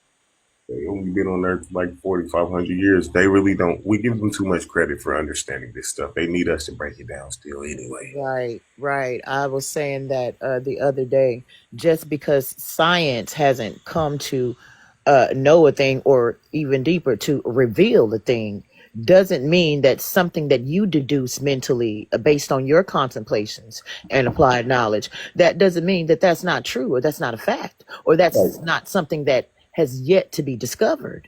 Right. Science don't have it all figured out. Like you said, We are the science. we are the science. That's that. It's the study of you.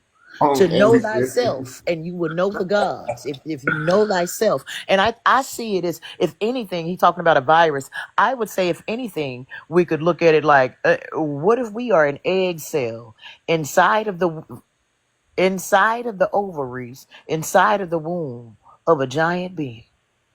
If we're living in anything, Ashe. you understand? That's Or deep. we are even deeper. The outer space isn't outer space, but it's inner space, or the blackness of within. So when we open our eyes to this realm, we're on the inside looking out. When we close our eyes, it's the reverse. It is said that the lion, when it closes its eyes, that its eyes is open in another realm. I believe that's the lion, it says about that. And it's the same, concept. So when we close our eyes, that's us going within in a certain sense. What do you see when you close your eyes? You see the triple blackness. Absolutely. Yep. Because that's all there is. A That's state all there of is. all potential energy. Right. Absolutely. The upside down world. Huh? Yeah, go ahead, God. Yeah. I was just gonna say, people don't understand this is the upside down world, right? That's why Like in everything. Pirates of the Caribbean. Upside down kingdom. Yeah. I always say that. It's the Everything upside down is. kingdom. Yep. Everything is reversed. You have to like, it's weird. You have to feel free inside to have freedom outside. This is the upside down world. This is hell. Like, but this is Right. the journey as well. And like you said, it's the study of you and choose you. People don't understand that this is a experience of progression. There was a point in time where we needed to do community stuff, and we set all of that up already. The reason it doesn't work anymore is because that's not the journey. It's a return home back to spirituality, pendulum swing, an end drawing, like going within. That's what this is about. At one point, we had to start writing books down because we were what we're getting back to. We were that. As we started falling from it, we was like, oh shit, let's write this down. 7 liberal arts, music. We started so we could use these equations to still tap into what we knew was the divine. And now it's just, remember this and have your It's, way. we knew that when we look at waves, sound waves and Right. vibration, it's the trough and the crest. So as when we go up, we go so far, quote unquote humanity goes so high, and then it's the crest, it's the The law of trough and the rhythm. crest. Yep. So we Shay. knew that we were going to go to sleep. It's the sleep and the awake, the asleep, the wake. Yep. That So part. when we get ready to go to sleep, we needed to create aids or create this system Yep. called writing, to go from, and which is a primitive, form of communication. We telepathically communicated, but understanding the science of this realm, we knew that we was gonna go back to sleep. So Right. we had to create things, preservation, time capsules, if you will. We had to put it in a language that would stand the test of time, and that is symbolism. Absolutely. That's That's profound, great mother. symbolism. You know what else we created? Let me hit you with this one. I'm sure you understand this already, but we also created a part of we created, nonetheless, they're part of the human race, but we created another species of the human race to push us off the earth, to remind us that you are passing by. And I Yep. understand that's where the white man plight comes from. Like, we don't Right. understand. We left them information and taught them certain things. So when we woke up, we didn't get stuck trying to take the world back, which is exactly what we're trying to do. So we can just sell more weave to each other than the Chinese. Man, I can't stand us sometimes. It's funny. So you were building on this Absolutely. before, and what Mother Barbella was pointing out to us is that we decided to go to sleep and forget because we had never, like, it's like if we all we knew is the highest of high, but we didn't know the lowest of low. If all we ever had is peace, balance, and harmony and sovereignty over the universe, we didn't know what it was like to fall asleep and forget. But we left these symbols to wake back up. We left this I could say information, you could say and we decided, or we could say that we knew it was coming because of the law of Right. rhythm. The So law of let's the rhythm. law of That's what rhythm. I'm saying. And We you, knew yeah. the laws of this realm. it's about to We get knew bad what was for going us to out happen. here. So let's Right, and write you this down. pointed out, And Brother we had Phoenix, that just real quick, the reason for the grafting of the YT race is sort of like to remind us that we're going to bring out the most weakest part of our own selves to remind us not to get too comfortable in this human I won't. experience. You put it like that. You put it like that every time. Okay, I you never didn't. say that. Well, I the never what say you that. said was All I say is we are so smart that we encode certain things to remind yeah. us, hey, this ain't it. That's all I say. You Well, like to what say you that. said was to remind us not to get too comfortable in this human experience. Yeah, because we're Yeah. passing by. And of course, when you get out of a slumber, and of course, they've been running the world for a little bit, they're going to tell you a bunch of nonsense and you're going to want to rule the world. And of course, I know what's at play is them also trying to figure out stuff too. They don't want us to end the dream before they figure Right. out how to get out either. So that's where the spiritual warfare came into play. So, we also Right. knew that was going to be a thing too, which is why, like the sister said earlier, we still got to pull from where these people can meet these people where they at, because we understand that this is how the oppressor got them and this is all they know. So, we can go into it and pull you out of this if we need to, because that, like she said, also, we didn't come back for everybody, but we low key kind of did, because we learned this stuff and we feel compelled to share it with people if they want to know it. So Right. that's who it's for. If We if you came want for some, like, everybody Right. who we were supposed to come for. We came for right, every single one of them. you better pull up for this knowledge. I ain't coming to you for it. Well, brother, I used to be a member of the Nation of Islam under Minister Kevin Muhammad, so I ascribe to the concept that the original people are superior to the grafted man. But nonetheless, these are nuances that aren't That's an necessarily, ego. That's an you know. ego thing. That's an ego thing. We're just I see older. it more of a caretaker thing, knowing the rhythm of things and knowing, Right. who we were. To me, it's not about race or being superior. It's just about what is. When we look at science, we know what dominant and recessive genes are. That's just the science. Right. Now, whoever that favors is just who it favors. It's not about big I's and little U's. It's just the nature of things. But we knew that we were getting ready to go to sleep. Like you said, how can you can only go so high? How would you know love if hate didn't exist? How would you know right if you didn't experience wrong? So it's That all part. about for every action, there's an equal and opposite reaction. So when we were getting Right. ready to go on our sabbatical for an aeon or two or however long we did, we created this being who were the caretakers. And we see Yep. this science in the parable of the wheat and the tares. You know, Right. the landowner, he left somebody in charge. And when the owner came back, you know, he see this wheat and these tares, these weeds. And the one he left in charge, he's like, what happened? He said, oh man, surely while I slept, the enemy came and sowed in these tares while I slept. It's allegory. It's allegory. You understand? But this Right. was the person Absolutely. that we left to take it to hold some of the knowledge. We got to give you some of it, just enough to Yeah, keep so it you don't blow the sacred. world up. Right. Just enough to keep it sacred so that when we start waking up and we see these symbols and things, and it unlocks everything that it needs to unlock in us. And But they're the final yeah, test. They're the it's the final test. caretaker. They're the final test. Stay out the white man business, and you will pass the test. That's because they give you everything to not be on your conscious journey. That's the test. That's what we're Right. smart. We're smart beings. We're You have we're to be dramatic able to as we're discern. dramatic as hell. Well, I think we could have did this an easier way, but I mean, here we are. Hello, family. Yeah, Peace, Think peace. about it. Go ahead, we peace, extra. man. Well, y'all, man, I just woke up from the REM state, and Awesome. I'm kind of new to this TikTok thing as far as seeing that there's the spiritual community kind of loops itself with certain verbiage. Then I know like the understandings of the understandings without having to go to the underworld.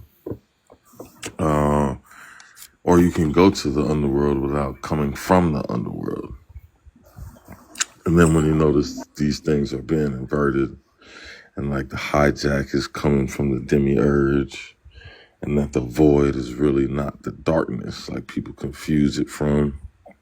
And then a lot of the misleading light is a thin line between hate and love.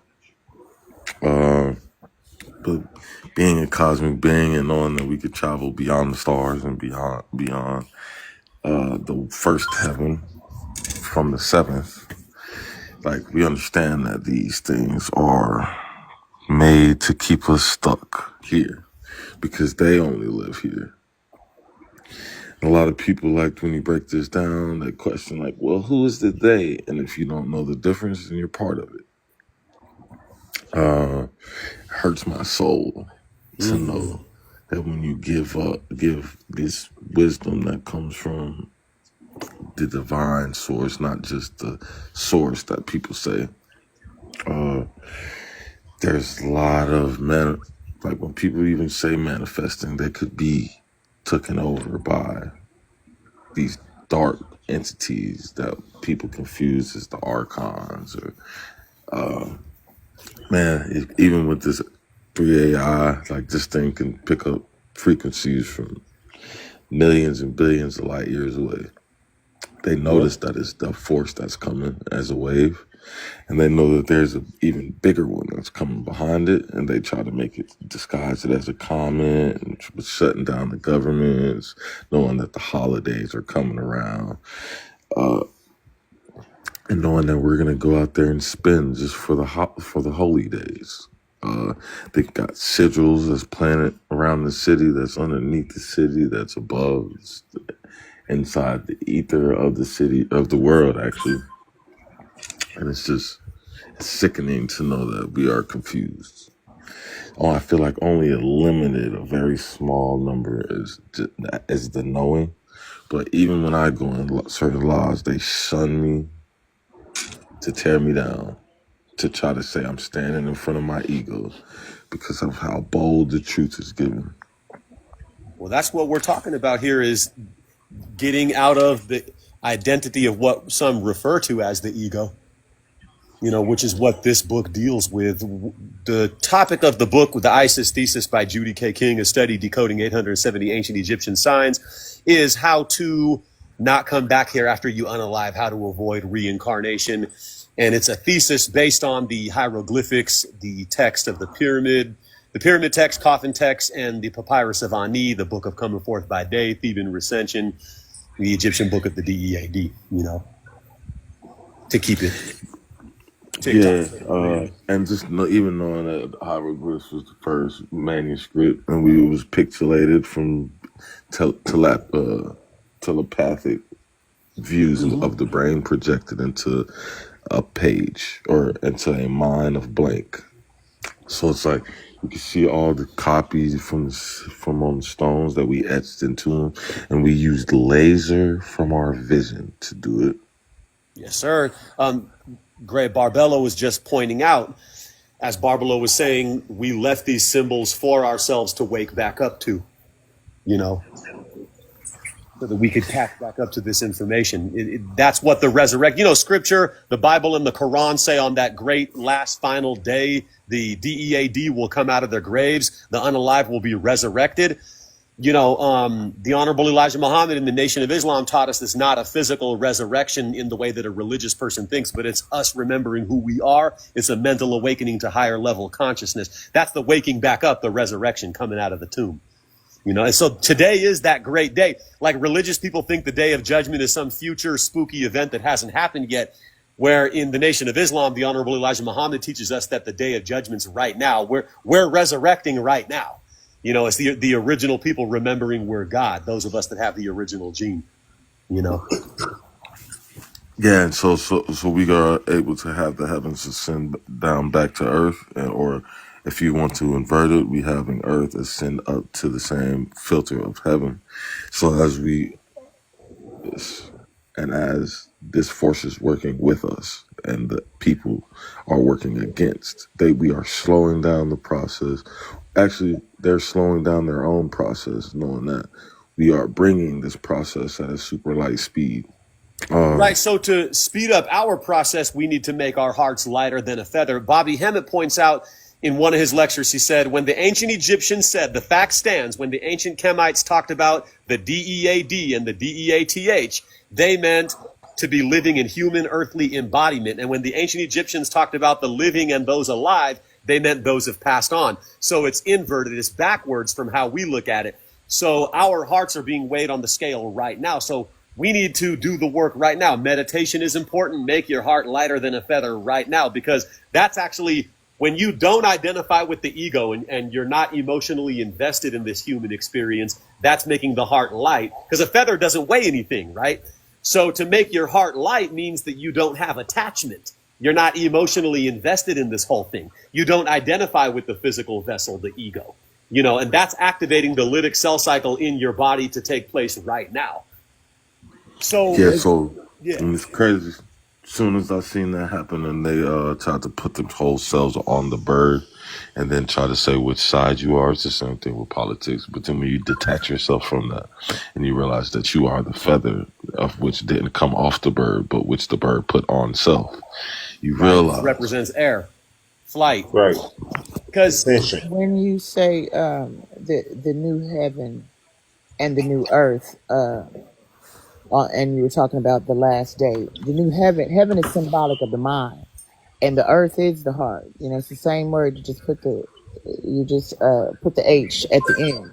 But so it talks about the new heaven and the new earth. This is a new way of thinking, or this Christ consciousness, if you will, this new state of mind, and the new earth, the new heart. This is, it's talking about the heart to be made anew. And if it's made anew, then it's like the heart of a child. And the heart of a child is definitely light as a feather. It said to enter into the kingdom, you have to be as little children. yes, And great mother. more specifically, that's talking about that heart, and it's talking about that mind. See, a child, everything is possible. Children are tapped into Christ consciousness, and then it goes to sleep. But the imagination of a child, any and everything is possible. So the new heaven and the new earth is coming into that state of mind, not but no longer believing it. Belief is supposed to take you into the know. You know, people say gnosis means no, and it does, but it means to do what you know, Absolutely. to apply the science. Where does it apply, and how can we bring about that transmutation or that transfiguration, if you will, of the new mind, the new heaven, and the new earth, and this incorruptible body that we put on? Again, Great And it's Mother, not that's in the being Gospel of crystal honey, Thomas, right? what Barbalo was just mentioning. You've got to be like a small child. There's a parable in the Gospel of Thomas when Mary says, "What are your disciples like?" And it says, Yeshua says, "They are like little children who's made their way into a field that does not belong to them. When the owners of the field say, 'Hey, get out of our field,' the children yield the field and give it back to them and leave." You know, so it's like he's saying, just like a child playing in a field that doesn't belong to you, that's how a disciple of Yeshua is saying is supposed to be. So, like, Right. we give So this, when we're ready to leave this field, we don't look at it as belonging to us. We give it back to him. We're not attached to it. it's not about Right, becoming anything that you aren't already. You are already a child. You are already connected to that. It's about shedding and purging the experience that you just had and coming out of it stronger. But it's not about becoming, right? You already are that. It's about remembering more than becoming. right, right. And then you talk about that, even the flesh, the body, to give the field back. You know, from dust you come. It's the body. It's giving back that identity. Yeah, you Wow, could have that's it. profound, Barbalo. That is deep. And Yeah. look, Yeah, that's the code that we were talking I about just earlier, woke right? inside. They Stardust, stairs. the stardust is the code. From dust you came, to And dust from you dust return. ye shall return. Giving it Ashe. back. Absolutely. Yeah, I was 98, in that, page on I'm my gonna other come to your town. class too. That There's 98% DNA that's turned off, that's that 98% stardust that science says that you're made up of. That's that viral DNA yes, right there. Yo, they did right. us a disservice by putting our ancestors in boxes rather than burying them upright from fields of mushrooms. We see that the chemical pollution from with the alchemy of the body, in which they took from the air and sprinkled across the fruits of our labor. They also see that we take offense to knowing that when somebody tries to over understand themselves, they like to project out to say, "Oh, you're being childish," knowing that they haven't healed their inner child. So The shadow work. Mhm. I've just been slandered, and it's very like Mhm. on my other page. I'm seeing people who followed me from the beginning to blocking me and taking the work and claiming it as their own. So it leaves me very exhausted because I haven't even began to post, let alone. But I got organic followers by going up there and speaking the light that comes from the Most High, and it's just been torment at this moment. So I just want to thank you guys because you definitely seem as a family, and you Most definitely. definitely don't talk over each other. And it's y'all bounce off each other in love frequency. So I just wanted to be a part of that for a minute. Well, brother, if I may, help you lighten your load a bit. You said that you see people taking what you put out as their own, and it's frustrating and it's bothering you. I've experienced that as well, and others as well. Something that helped me to alchemize that energy. Nothing belongs to you. Facts. All the knowledge, you have been given access to Christ consciousness. You have been made a vessel, a conduit, if you will, to deduce and share this knowledge, but it does not belong to you. You're not the originator of it. And when we can look at it like that and care about the job being done more than who's doing it or who's getting credit for it, then that can lighten our load a bit and make that heart just a little bit lighter and get close to that feather lightness. Ashe. Yeah, I say that all the time. This ain't my information. It's all our shit. It Right. is. It really Yeah, is. And I get I that. can say it because I've experienced it, brother. I'm not cutting you down or anything like that. I'm telling you, Yeah, I've no, I experienced don't it, see. I don't take that as that. I just know it's when it's our people speaking like like with the misinformation, and then you don't step into it with the ego. You just not even on correction. You just kind of like guide towards that same mothership vehicle. They kind of like they're so with the such indoctrinate. Because I always speak in mind like the children are listening, and like a lot of adults haven't healed themselves. So when you get on these spaces with certain intentions, and then they kind of like it's like mockery, and they did the same thing But they to doing their Yesu. job. They doing what they was created to do. For every action, there's an equal and opposite reaction. As you ascend, there will be an equal opposite opposing force trying to get you to go back the other way. So when you Mm, keep it on that science level and look at it for the law, universal law, Yep. that you know what I mean, that makes you not personalize it so much, because you're personalizing it, so you're identifying with the flesh. And this is mm, what the whole topic of the conversation essentially is about tonight. Right. That's still identifying with the flesh. See, the higher you get and the more knowledge you attain and the more intelligence we give birth to, this opposing force, some religions call it the devil, but it's opposition, it's The law. polarity. You understand? Right. So this opposing force has to get that much craftier into tricking you into, you see what I'm saying? To where things you're not perceiving it as this is me still identifying with the flesh. Somebody else can see it, and vice versa. It's kind of hard for us to see ourselves in certain areas to where it takes somebody else to bring that perspective for you to be at, you know what? And okay, then absolutely. you're edified because of it. So you drop that load, you drop that weight, and you Which rise just a bit higher. everybody is role players in your journey to self mastery. It's really just you. Every situation you come across, you Keeping literally you attract sharp. life. You see what I'm saying? Like Right. I it's think in this round, but knowing because I've had these 8 prophetic visions, and they've been coming back to back to where I remember them, write them down, and then I see them manifest in the real time in the real world. This goes from before Gaza, before Palestine, and my mother and my father. I wake up and I express these things to them daily, right? And it has really unlocked the source that it's like you could see in the future, and you could visit the future, and then when you come back down to earth, so to speak, you see it unravel. And so this is damaging to the heart without it misguiding the direction, because it's literally a thing of, because even with the armor that you put on and that you travel the cosmos with, but you're operating off every element that is here on earth. So when you're trying to put this same heaven within the thoughts of your people, it's like they laugh at you. And I'm yeah, not because that's not the point, brother. You're not supposed to be giving it to nobody. You can only provide information. You can't give anybody understanding, though. You can right. just give information and move on. You did your job if you gave it. Right. Right. I have a saying.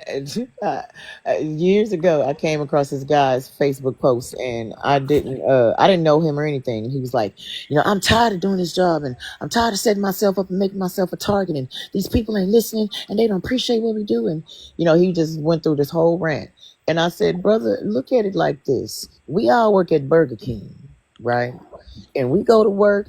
Your job is I'm the cashier. I take the money. These two brothers, they the cooks back there. You the expediter. You the one that carry the food out. So let's say this particular day, every plate that you took, number table 22, take it there. They look at it. They throw it in the trash. The next person, they do the same thing all day to where that trash can is overflowing, and the owner come back. The owner come and he's looking, and he's why aren't my customers wanting my food? He's gonna first check the menu. Then he gonna look at his cooks to make sure the cooks is doing their job. Then he's going to look at everybody but you. Your job is not to make them eat it. Your job is to serve the food. If they throw it away, it's already paid for. That's not your Mm, concern. Serve the mm, food. Yeah, and something I'm working on personally too, bro. Because I feel you definitely. Me It's a too. shadow work thing, right? Like the ego wants to save the world that it's in because this is all it knows, and that's where we get frustrated with our people not getting certain things. But first of all skin folk ain't kinfolk. If you understand, we cosmic babies anyway. And don't rob people of their journey. Like she said, you gave them the food, you did your job. But the experience is a self mastery, right? And we are only here to shed light for people who need it. And Mm. when the teacher's ready, when the student's ready, the teacher appears. Teacher will So appear. we got to integrate that because there's nothing wrong with wanting people to get it, but we need to find some Right. integration instead of Right. letting our ego make us feel anger or sadness or whatever because Mm. our people Right. can't get it. I You're not received wrong for that. that. Thank You're you, not brother. wrong for that at all, but it is a human emotion that we need Right. to learn how to purge ourselves of. So you good. Right. Exactly. And you said you talked about the ego. I had to tell myself, well, I had this realization and I was like, wow, that's deep, but it's true. Ego wants somebody to get it just because you said it. Balance Yep. just wants them to get it. See, and Yep. this is another trick, you know what I'm Wow. saying, of the opposition. Oh, like if let's say you have a family member and you've been knowing this person all your life and you've been telling them, you've been trying to, and they just shun it. Then here I come. They don't know me and they receive it. Ego will get mad. Now I'm not saying it's ego in a negative way or in a You need to help nefarious you. way, but it's Yeah. innocent in a sense because you Hmm. want it's coming from an innocent. I want you to get it because I love you, but we Right have to be circle. able to detach Oh yeah. that. That's We it, have right? to That's stay That detached. part. Yeah, that Hmm. detachment, and let that me ask you this. to keep caring and to maintain that balance. That's a difficult task. I say. So let me Yeah, ask because you. the ego death is something that is when you detach yourself from that ego and then you remain here. You have to you That's deconstruction it. your You old ways. balance. You can't unalive it. You No, you balance. integrate it, integrate it. You have So, to right, let me balance show it. you how. Yes. So, it's two sides of you, right? So, let me ask you this, right? Your profound state of awareness, which is your spirituality, your knowingness, like you just know. Your profound state of awareness has a knowingness that this is the nature of this experience. Some people gonna get it, and some people ain't, right? You just know that, right?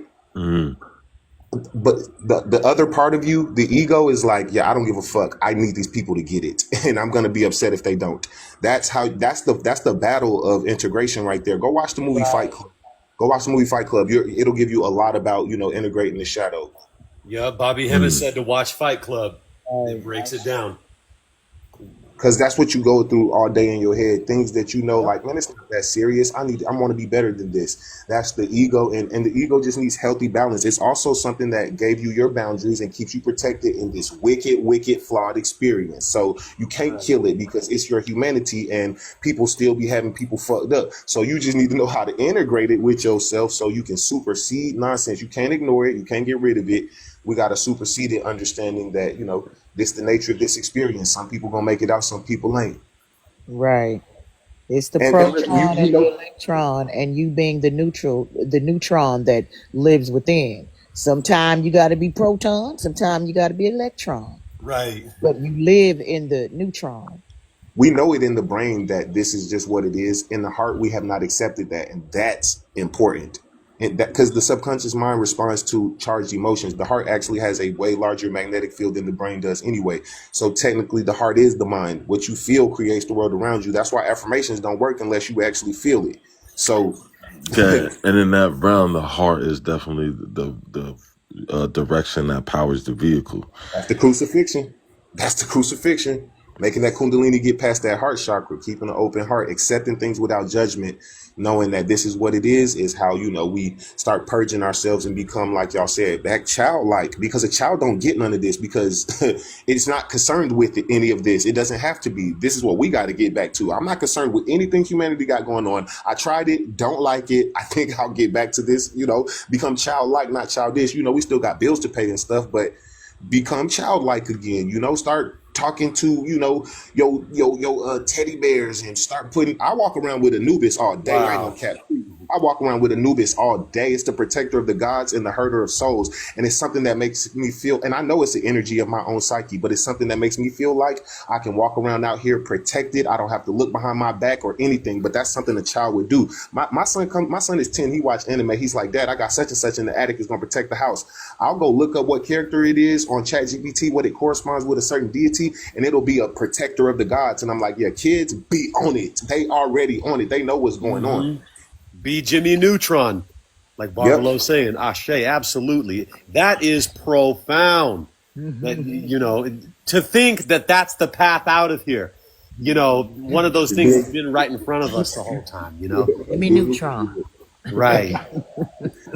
Stop taking everything so serious. So It's just serious. Yes, be like a Wait. child. See, that scripture says, the scripture says we born into sin and shaped into iniquity. And that's misinterpreted.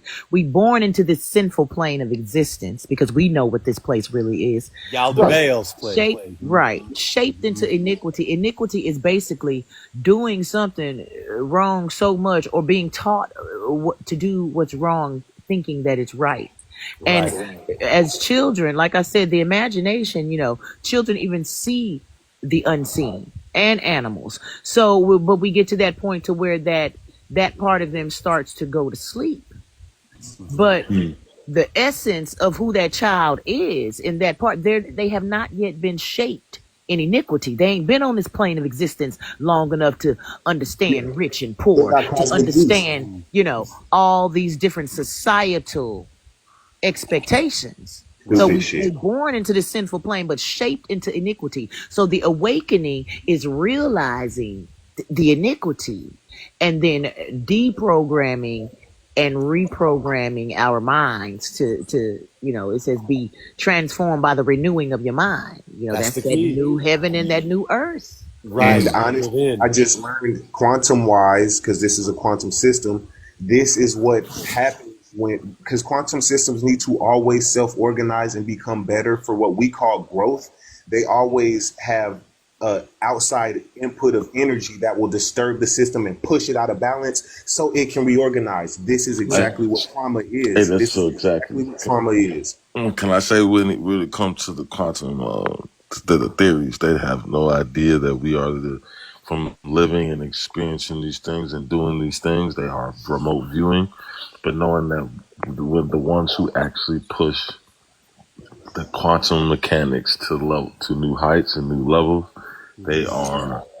that's the part of the entities that are disturbing, because if we are here doing this live in effect and we are teaching and alchemizing and then projecting out as the projector for them to see onto the stars. Absolutely. That brings me to this next section. See, it says on page 8 of the Isis thesis, not only is the deceased king a celestial being, but he is also a magician, a falcon, a flowing fluid, a snake with many coils, and the eye of Horus that pours out of a star. Add to this the claim that he is self-created, unique, and firstborn, beyond human, an overman, an ultra-human. In order to obtain, yes, it says to obtain the transfiguration, the deceased king must follow specific directions using the earth and star as guides. Following the instructions of the funerary text, a deceased king joins the sun god Ra's ferry boat for the voyage through the netherworld of the Duat. Isis, the lady of provisions, and Thoth, the scribe of the gods, assist the king on this journey. Horus overcomes Set and the rivals are united. This results in the restoration of the Eye of Horus and the risen Osiris, along the birth of the king's new form, which is nourished, clothed, and rising in the east like a bright morning star. The risen king is now the great word. This is explaining the chemical reaction played out on a quantum stage. Oh, and then the dragon itself is chasing after the star. That's being the Hebrews chapter 4 explains the journey through the Duat too. Hebrews chapter 4, really all of the verses, but especially like 11, 12, and 13. So you can see that, you know, everybody's telling the same story. And so this it So says in the ISIS thesis, here's the way to activate this, like when you meditate. And this is as the ISIS thesis is explaining it, not just detaching from the ego, but having the heart light, you know. But it says the pyramid text urged the deceased to move from left to right, from his left side to his right side, the deceased king. Pyramid text 412, 482, and 487. This left to right turn is also in the Pistis Sophia, which is a Gnostic books, and it's in Coffin text 219 and 327 and Theban Recension chapter 68, suggesting that this left to right cloning orientation, apparently the left to right orientation of translation produces a product different from that of right to left orientation. Madame Wu of Columbia University found in 1957 that left-handed particles can decay by means of weak interaction and right-handed particles cannot. So the Egyptian advice regarding left to right orientation may have determined the specific beta decay of a left-handed particle involving the weak interaction with different outcome or product.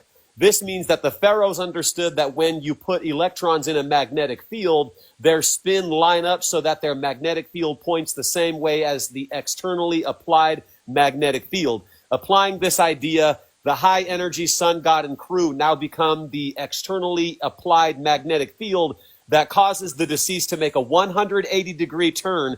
That is a flip, altering the magnetic orientation of atoms. Page 67, the pharaohs believed that life came from DEATH, or that the deceased is equipped because of the vulture, coffin text 365.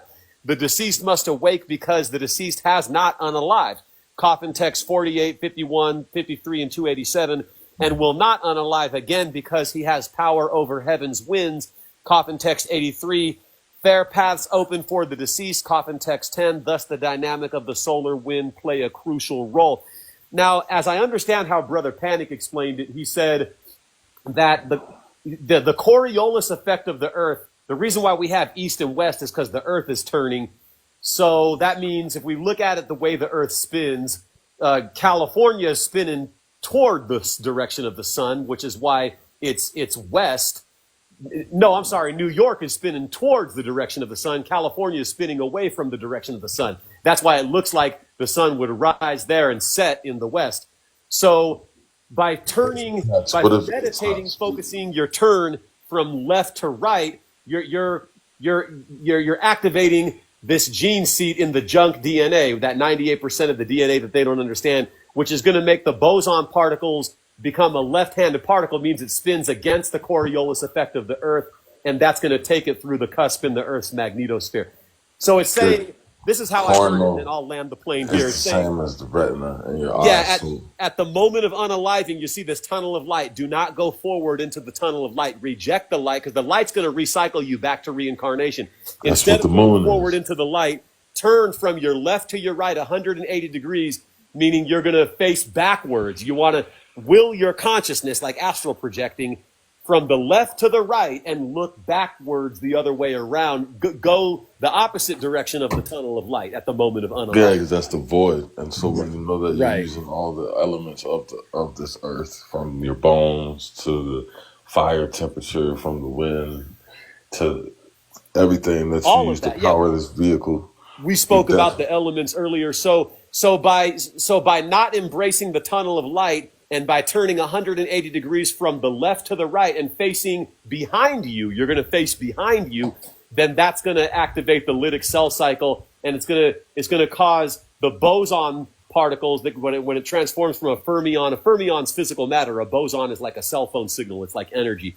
Those boson particles are going to be left-handed particles because you've turned from the left to the right, and they're going to spin that way, and then that's going to cause it to go by the Coriolis effect of the Earth's axis is going to cause it to go through.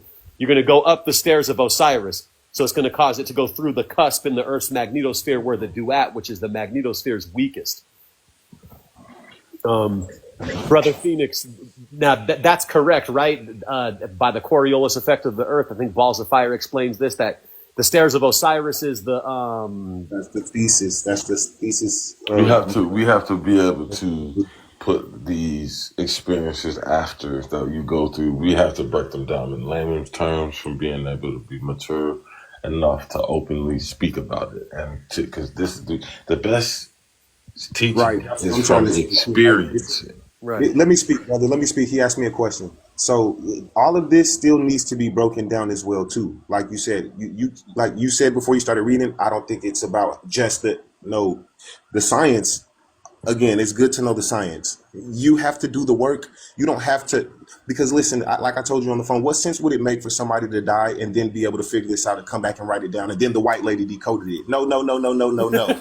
Right. He's making a thesis on what could possibly happen with this DNA, and you still got to decode and do the work so your DNA can naturally do it. Because this is what Brother Panic was explaining. It's not you in like Flint because you got the knowledge. You have to do the work down here. This is still a projection. We put ourselves through these experiences so we can make the DNA stronger. Not, hey, if you just meditate down here, you can get off of it. No, sir. No, sirski. No, sir. Yeah, that's exactly why I came in here at first too, because like I always hear that meditating, and it's like that's not even the half of it. No, you don't get to just will your consciousness out of here. Who writes that? You see what I'm saying? The all of that stuff is instructions for now, but it's written in a religious narrative again because everybody can't get it. It seems crazy to think that, oh, I just gotta check my ego and get my mind and heart right and I can get out of here with my consciousness. That seems fucking cuckoo, but I mean Right. we've deciphered for that's what it means, and this science is just backing it. Like, yeah, this is what's likely gonna happen, right? Not that you have to know this for it to happen, but this is what's taking place when the body decomposes. That's what this science is for. Not you must know how to turn from left to right. That's esoteric as well. You must decode what that means Right, down here, what exactly. it means to turn from left to right. You don't do that when you get up there. That's going to be an autopilot thing. Right. Come Why on. it's a Let's ship. go. It's Ra's Yes, sir. sunboat. And Yo. it's not. It's not a. You said something. I'm pretty sure you meant something else. But it's not about when you get up there. It's right here. Right. Yeah, we doing this right now in real You time. Look over understand there. when Ethernet, you man. This when from you're going through this lifetime initiation, if you This is will, the afterlife. and when you're going through I this, gotta invite y'all on my team because I'm starting to go live on my other page, and we like this is beautiful. Over my 3 years of being on here, this is the first time that Yeah, this is a beautiful build. when you're Well, going go through ahead, Great Barbalo, what you were explaining. when you're going through this universal initiation that we call life on Earth. Like I said, we hid certain things in allegory, in story, and we veiled them so that those who it was for would get it, and those who it wasn't, they wouldn't. Barbaro said, I believe it's in the Three Descents of Barbaro. And I'm paraphrasing, but she said, I'm gonna go on they turf, I'm gonna play by they rules, and I'm gonna use they textbooks, and I'm going to speak to my people, and my people gonna understand what I'm saying. So Right. 80% of it is decoding the allegory and the symbolism, and then to also recognize when you are in the midst of it. We're not just we're talking about the rebirth of this Christ consciousness. Somebody said something earlier that Isis has to be present. When you understand that Isis is the right brain Christ consciousness, we have to have the masculine and the feminine. The right brain controls the left side of the body. The left brain controls the right side of the body. This is why you always see them from ancient Kemet with that left foot forward to show that they were right brain Christ conscious, or in alignment with the divine mother, if you will. They always Left. have the ankh in their left hand. the So Isis has to be present, because when you go through this transformation, when you embark on this transfiguration, if you will, and I'm paraphrasing for a reason, Isis has to be present. Christ consciousness must be there, or you will not be reborn. As you said earlier, then that's when Set Right. wins. You will not be reborn. So Isis must be present. You have to have the womb to give birth to anything. And when we look at that as above, so below, as within, so without, and consider it's an allegory and it's a metaphor for the resurrection of the light body that is the eternal you, that quantum, the one that exists in all dimensions, the one that is not just bound by the laws of physics. That's the When armor I right was there. when I was teaching, and I'm gonna say this and I'm gonna land. When I was teaching last night, I was talking about the order of Melchizedek, and in Hebrews 7, and it talks about the priesthood that came out of Levi based on the blood. But if that was sufficient, then what need would there have been to be another priesthood? It talks about it. The priesthood of Melchizedek. It said there are the high priests forever after the order of Melchizedek, forever. So this is the resurrection of the light body that is not bound by the laws. See, the laws of physics only apply to the physical realm. Right. Yep. And the scripture says that when that new priesthood came, that because the first one was by the law, then naturally a new law has to be enacted. So it's a whole new set of laws that apply to you when you have gone through that transfiguration. Yep. Absolutely. That is profound, Barbara. Right there. Wow. I'm trying to take in all this information because that is this mind blowing. So, it's more allegorical than I might be realizing. Maybe I'm taking it too literal, All even as I read the allegorical. Isis Yes. thesis. Yeah. Allegory in the cave. Allegorical, brother. Yes. It's all allegorical. And You to got to look at find it it on out. that, it's good to, like you said, it's good to understand it on a scientific level. If that's what you do, that's cool. Yeah. But Yeah, because it's gonna be autopilot when you that get can there. work against you too, because you Uh-huh. thinking it's so complex. Right, right, right. You're right. You're gonna miss that train. And Man, look. look, having powers, the deceased having powers over solar's winds is you down here having an ascended thought process. You have mastered the mind.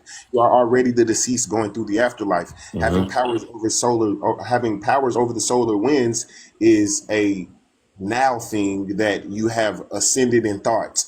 This is the process now, not when you get out of here. You better know how to not get pulled back towards the sun. You're gonna do that naturally You're because you doing did that what you're now. supposed to Yeah. do here. Look, I gotta land. I gotta go, you guys. But I definitely followed everybody.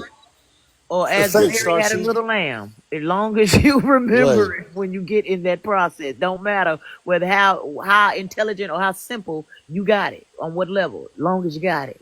Mm-hmm. So I might have been Beautiful. maybe misappropriating the Isis thesis and how I was previously No, understanding you're it. not Nah, don't doubt Not yourself, man. misappropriating.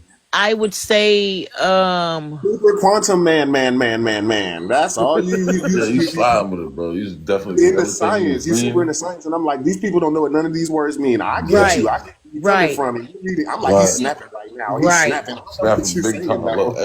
right. We all get three it, of but y'all you preaching doing to it. the choir.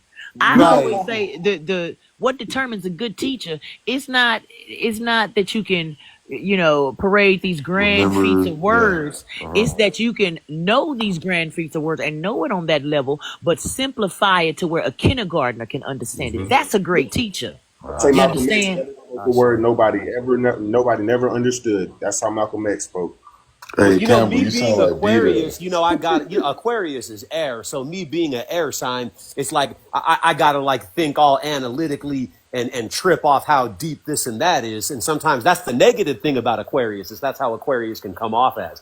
It's just like, you dive deep into the mental, the mind, It's the flood of knowledge. Yeah. Yeah. Taking Right, yourself, right.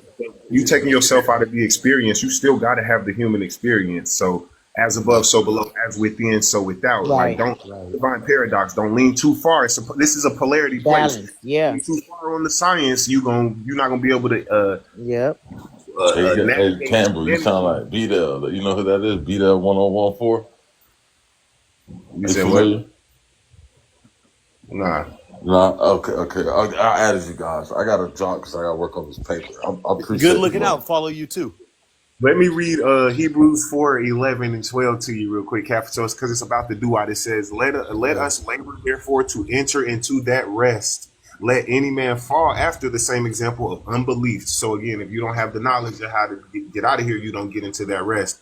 And verse 12 says, "For the word of God, which you remember, word is DNA, right? For the Right. word of God is quick and powerful and sharper than any two-edged sword, piercing even the dividing asunder of soul and spirit, and of the joints and marrow, and is a discerner of the thoughts and intents of the heart." They're talking about weighing the heart right there in Hebrews 4. Exactly. Wow. Exactly. I brought that scripture up a couple of months ago in the same sense. Yes, that's exactly what it's talking about. The That's word profound. is quick and powerful. Quick, Right. it means living, because it says he'll judge the quick and the unalive. The quick is the living. So this word, in a certain sense, is quick. It quickens you. It brings life to you. And Yeah, this is what snap we're like that. talking, what we're building on, this aspect. You may not see the change right now. You know how sometimes, I don't know if you ever woke up in the middle of the night and be like, Right. Yep. you know what I'm saying? Something that Yep. you early in the day, you like, Yeah, I go right to the pen and pad and get this right now as fast right. as I I can. got mine right here. And it's sharper than any two-edged sword, piercing even to the dividing of the joints and the marrows and the soul and the spirit. And it's in it. A Yep. discern. Come on now. Let's Thoughts Right. and go. the intents of the heart. I'm telling you, that's the first two. The thoughts in the heart. Yes. That's the Wizard of Look, I ain't Oz. even look it up. I know the scripture. I ain't even look it up, but I know the scripture. Yeah. Yeah, I say that's exactly what it's talking about. And all that's what I'm saying. It's the same story. When you get see the blueprint, Mm-hmm. Jay-Z had that album called The Blueprint for a reason. When you see the blueprint, you can overlay that blueprint. That means that you have become the architect in a sense. You see, Yep. you can overlay that blueprint on any one of these schools of thought. Oh, this is the savior of the story. This is the antagonist. It's the same thing. Right. It's like he went to these group of people and gave them Quetzalcoatl. These people gave him Islam. These people gave him Christianity. Right. But the grand premise of it all is the same lesson. Same shit, different toilet, right? Come on now. Yeah, that's why they split. They Exactly. split the. You see the same text spread across the world when they had seas in between. So they thinking, wait, how did all this get delivered and dropped and re-edified? It's like because that's how great the Most High is when it comes to all this thing. He already planned. It's already printed, and we already caught up to it. It's just time got to catch up with us. You got to play the Right. game. You got to You play. talked you have to. You talked about the ISIS and Right. the story of Isis and Osiris and Set, and Osiris, being cut into pieces. Wow. I had Jesus. a I I had just an regular. epiphany. You just broke it down crazy. Yo, that is I had wow. an epiphany on that. Another interpretation of that some years ago. When we just talked about the blueprint and all these different religions, right? Mm. The story says that Isis, she loved Osiris and said was jealous, so he unalived him, cut him up in 13, 14 different pieces, threw them across the world, and that Isis went and found every one of them except for the phallus. And the miracle was that she put the body together and she grinded on it, and without a phallus, the body ejaculated, and this is how Horus was born. Now, when we look at that metaphorically, Isis and Osiris. And she loved Osiris, but Set was jealous, so he unalived him. We look at the story of Christ consciousness being slayed, what we talked about earlier, and cut it up in 13 different pieces. There are 13, 14 major religions. Now, there are plenty of religions, but 13, 14 major religions. So Isis, the divine feminine, had to go and find every piece. So this shows that we have to, once we come into this state of mind, we got to study all these different religions and get the piece of Osiris that was buried within them. And then we bring them back together. And when the marriage feast of the Lamb that the Bible talks about takes place, when you marry them, then the Christ child or the Horus is born. But she has to go all over and get all the pieces. This is why it's important, because you got to study all of these major religions so that you can see the blueprint and then use the blueprint. But this is a, metaphoric Wow. aspect describing what we must do. Same way the story of Cain and Abel. Cain unalived Abel. And it said that, he put a mark on his head That the Most High put a mark on his head that nobody would unalive him. And that there he went into the land of Nod and he met his wife. Now, they say that these were the first people, but then, so who was these other people? That's because it's metaphoric. Yeah. Cain slew Abel. The one who Cain slew the one who was Abel. And he went into the land of Nod. Because he unalived the Christ consciousness, he went to sleep. But there, in that sleep, is where he met his wife. And he met his wife, and then they was able to procreate or whatever. But all of this is symbolic. It's talking about the slaying of Christ consciousness. We got these two brothers in Genesis. Two nations are in your womb. Jacob and From you, Esau. two people will come. One will be older than the other, and the elder will serve the younger. That is It's always deep. about these two. You got The to see the ego and the blueprint. The soul. dichotomy. The great Yes, the Barbelo is blueprint. spoken. That's deep. The ego and the soul. Wow. Yes, all of that. Sound and light. Come on now, sound and light are twin principles. You see the lightning and then you hear the thunder, but they happened at the same time. Same way with twins. You pregnant with them, but one will always be born first. Wow. You know, Wow. This is how about- profound. Yeah, I had a twin. That makes a lot of sense because I've heard that there's 13 major religions and there would be 13 body parts of Osiris. There's 13 months. Signs. Put it together. Wow. I have never even looked at it like that 13 before. nations. Mother. Come on, man. Yeah. I'm getting charged all over again. I gotta get this work done, but I definitely appreciate it. I'm definitely look. Most definitely. Please send me the lives when y'all go when you in here again. Because this has been a great build, and I greatly appreciate being given the right perspective in contrast to how I was previously looking at it. I feel like it's a correction I needed because I might have been looking at it too literal, and that's very profound how Barbelo was saying, this is allegorical, like especially when it comes to, so if I'm understanding this correctly, breaking out of the host cell, that's going to lead you to break out of the earth host cell is more allegorical than I'm realizing it is. I still don't think I quite have it understood. That's gonna happen. It's just that I think that you're reading it as if you need to know this and you need to know how to take these steps to get up out of here. And that's not the point. This is just a thesis on this is what possibly happens when you do. It's good to know it. It really is because it helps you also navigate certain principles down here because the rest of this stuff is pseudoscience. You have a good grasp on the science of death. That's great.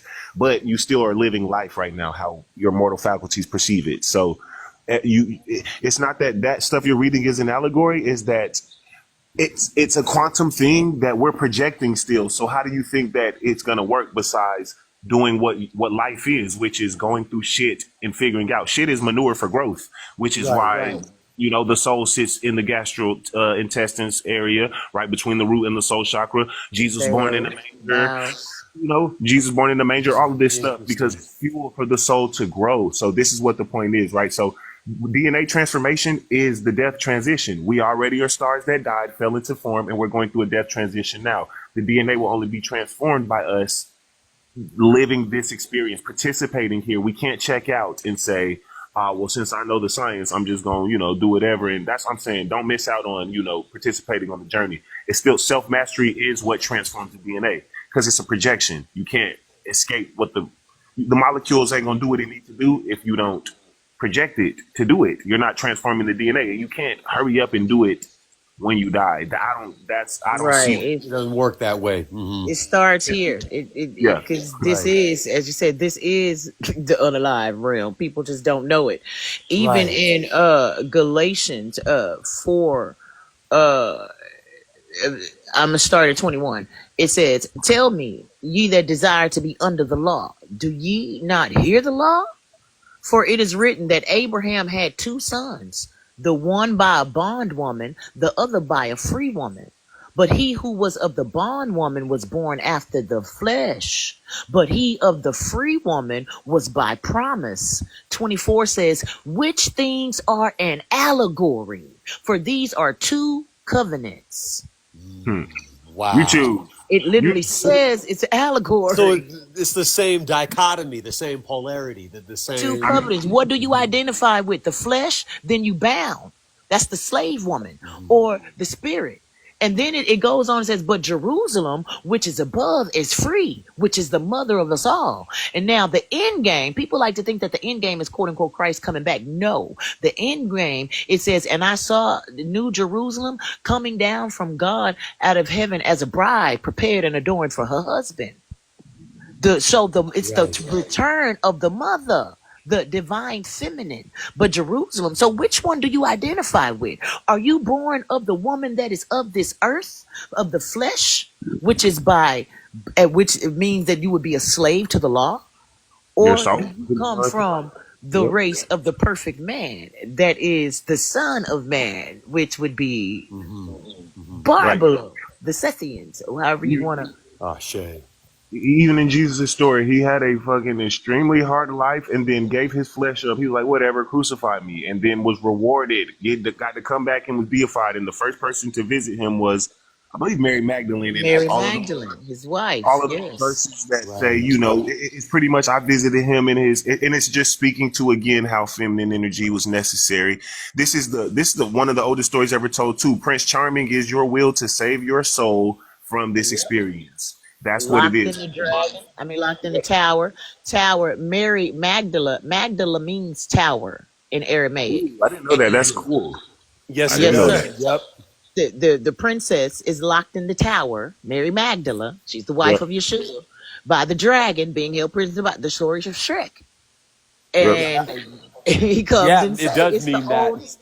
Hmm. Yes, Hmm. it I'm trying does. to And get look, to tower when we talking about this place in the brain, the pineal gland, the eye of horse, that area, the hypothalamus, the thalamus, corpus callosum, all that area. When we talking about that, when it says that Mary Magdalene was the first to see Yeshua resurrected, if we look at that area as the eye of horse, as the quote unquote Yeshua, because it is the Christ child, Mary Magdalene was the first one to see him resurrected. Right there in front of the pineal gland, we have a gland called the amygdala. Mygdala and Magdala Yeah. Wow. are the same. And I So wonder as if above, so below, as within, so So without. The first without, right. Bible was written in the stars because it was written in your temple. You are the temple. I wonder if the Absolutely, great mother. has So as I'm hearing these words from you, it's being revealed from the divine book. I say. Ashe. We should do a live stream again if you all would like real soon, maybe building some more on, because I want to dive deeper into doing the work as you were mentioning, Brother Phoenix. You know, yeah, I was because thinking about that as well because we talk about doing the work, but it's important that we actually talk about what that means because right, people don't right. know what that means. So Would you all want to do? absolutely. I'll go ahead and end this. Would you all want to do another live stream soon? Maybe getting into some of those topics. If we could do it on Barbalow's channel or Phoenix or on your channel or however just let me know. That's what I'm always on. Yeah, Shadow work. I'm always on that. indeed, Okay. indeed. I told you I'm gonna be going on Tuesdays and Thursdays, so I don't know if y'all want to Yeah, I follow you. would y'all want to do it as early as Tuesday, You Yeah, going Tuesday on evening? live to do yeah. your thing about the viral DNA, or it's like something you do in private? Say that again, brother. You going live to do your thing about viral DNA, or is it going to be a private thing? No, it's on live. I go live and I just started back going live. But I go live and then I take that live recording and I chop it up and get the all the good parts of it and then I post it to YouTube. I put it in video form with visual aids and stuff. But yes, even the subject of doing the work, the layers of 12 DNA, it goes with that. And I actually have a book on it, several books on them in PDF form. So I'll be able to pull that up on the screen or have the visual aids here as we discuss it. I don't know as far as order. I guess we could each of us prepare to present something on the topic whatever you guys feel, but the topic is doing the work. And then we each do our presentation and then after that we build and take questions and just build on what all of us presented. How does that sound? That sounds great. That's Yeah. good. I got a bunch of like mini like lectures slash sermons that I write down all the Me too. time. I Absolutely. literally got my folder full of them. So yeah, yeah, I'm brother. trying I to do say it. I want a melanated woman to do it with me because I don't want to feel out of place speaking on it. But I don't feel out of place spiritually because I know divine feminine energy does not belong to anybody per se, right? It's everybody's. But Ashe. I want right. this order out of chaos thing to show people how, because I like to come from the science point too, but I like to show how this is necessary for what we're doing. And I want to show how the mother wound was necessary for us to fix divine feminine energy. And I think that's why everybody has a problem with feminine energy, because that's the challenge.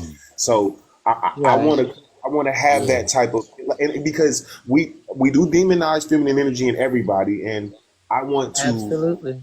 I want to come across to certain mothers like, this was necessary and nobody's mad at you. I want people to understand, to not be upset. I want people to let go of certain things because they need to understand this was necessary chaos that you needed to get organization, to get reorganization. It's not personal. Like, I understand that science, so I want to have that lecture, and I want a melanated woman to have that as well with me, who also understands, and can come more from a feminine perspective, because I don't have the divine feminine mind that a woman does. That's what the sacred union is about. I'm only, I Yep. say, brother, Yeah.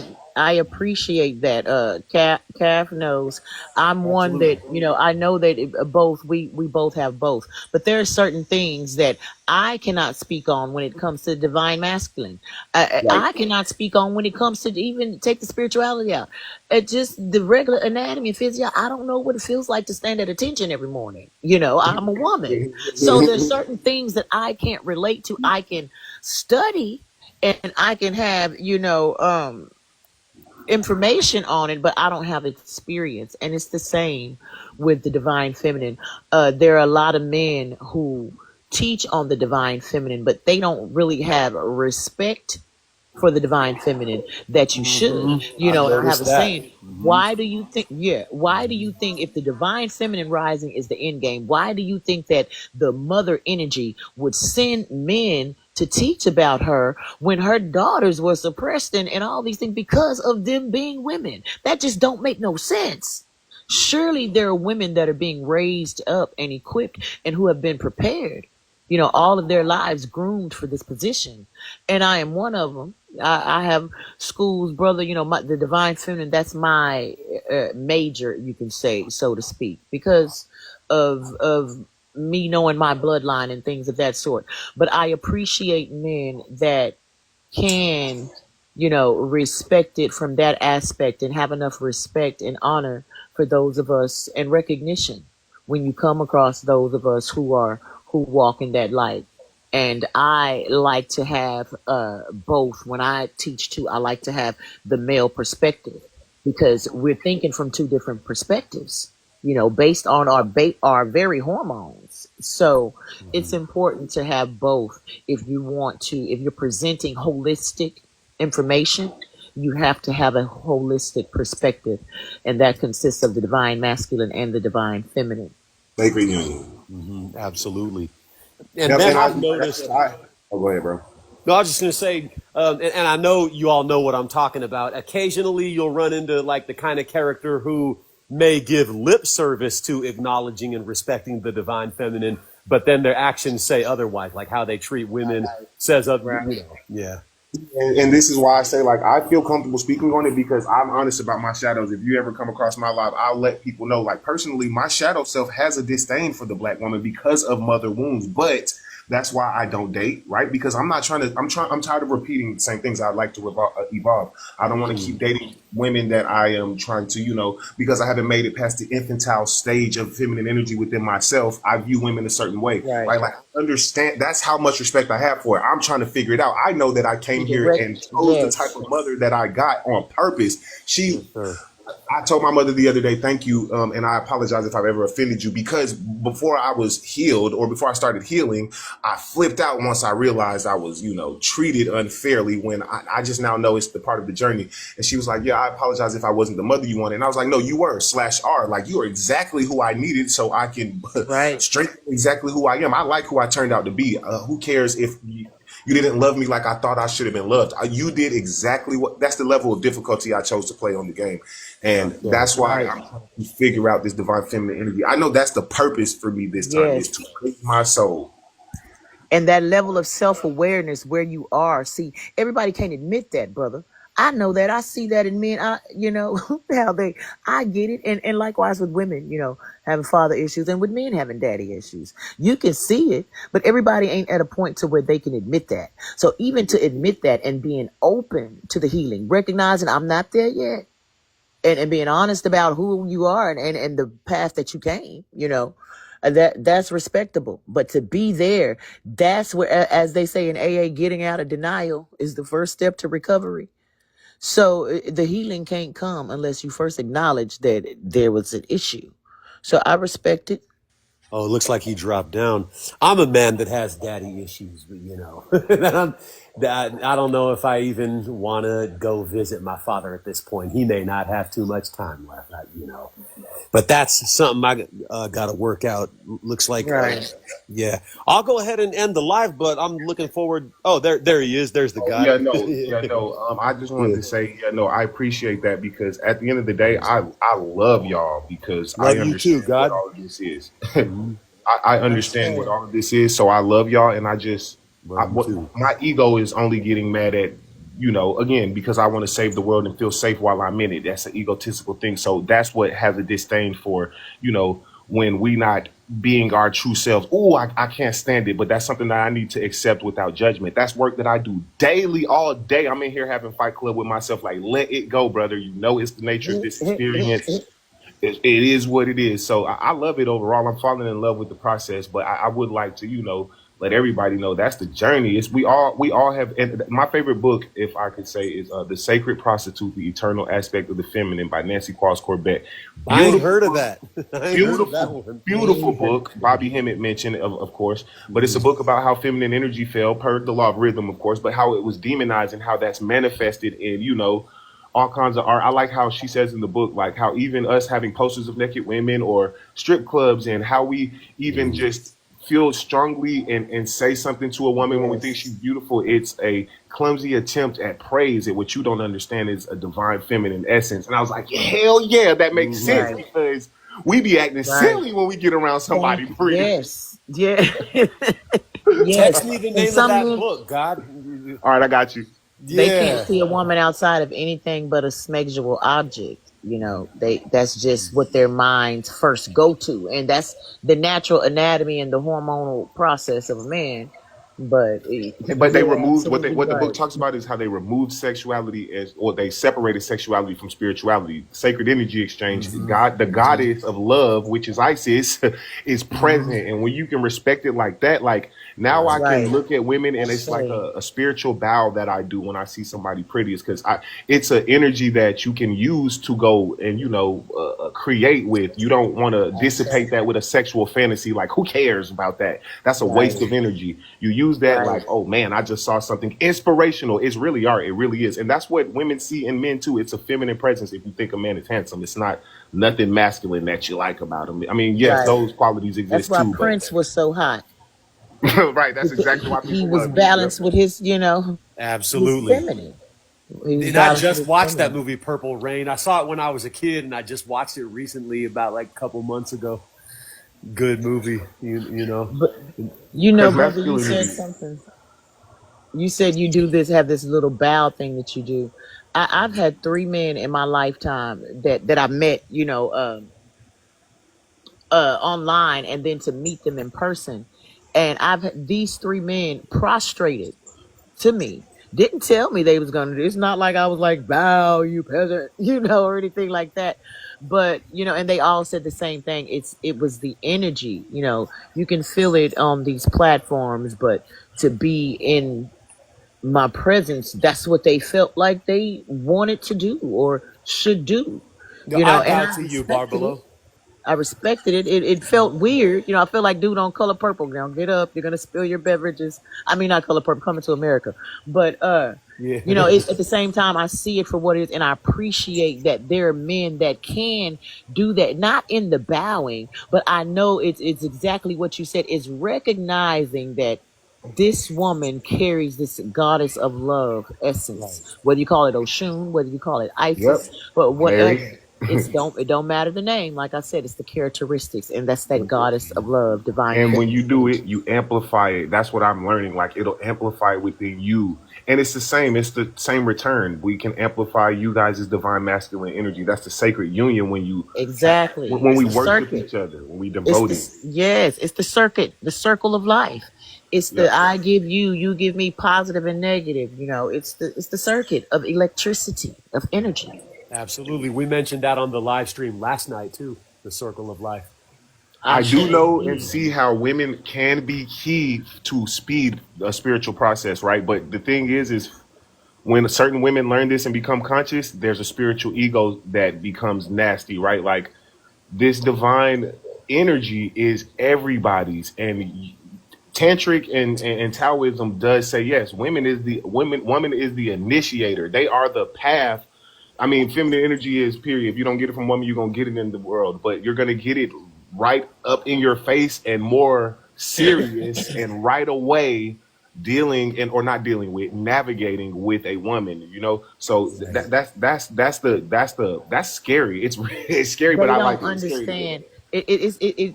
I think it has to do with levels of understanding because I said a while ago, we both carry both, even on the anatomy level. Y'all have testosterone, more testosterone, and a little bit of estrogen, and we're the Yep. opposite. We have more estrogen. So even on that level, we're both. And I've seen women like that as well. That dogmatic aspect of it. And I understand it from a good aspect as well as a negative aspect. It has to be brought in balance. You know who you are, and you understand why they abase. See, we know who we are, and we understand why were abased on this third dimensional plane of existence because of what the divine feminine is in the cosmos, in the everything. And this Yeah. is the energy, you're right, that everybody has. But when we understand the science, like I said about dominant recessive gene, when we understand the science, we Right. got more It's estrogen. dominant in So y'all. Facts. exactly. But you But said it some perfect. It's women, levels. It's levels right, of understanding that the worship right. needs to be. It doesn't need to be that we worship women more than worship men. No, everybody needs to be devoted to each other in their own sacred union.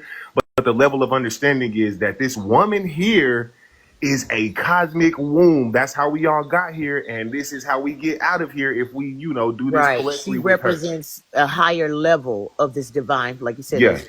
there's Yeah. third graders, fourth graders, fifth graders, and then there are those who have their PhD in being the incarnation of divine femininity. Let me say it like But that. but we don't know it though. That's what we have to wake up. That's why the phrase, even on a human level, is a nation that can only rise as high as this High woman, as this and women. that's the Exactly. war.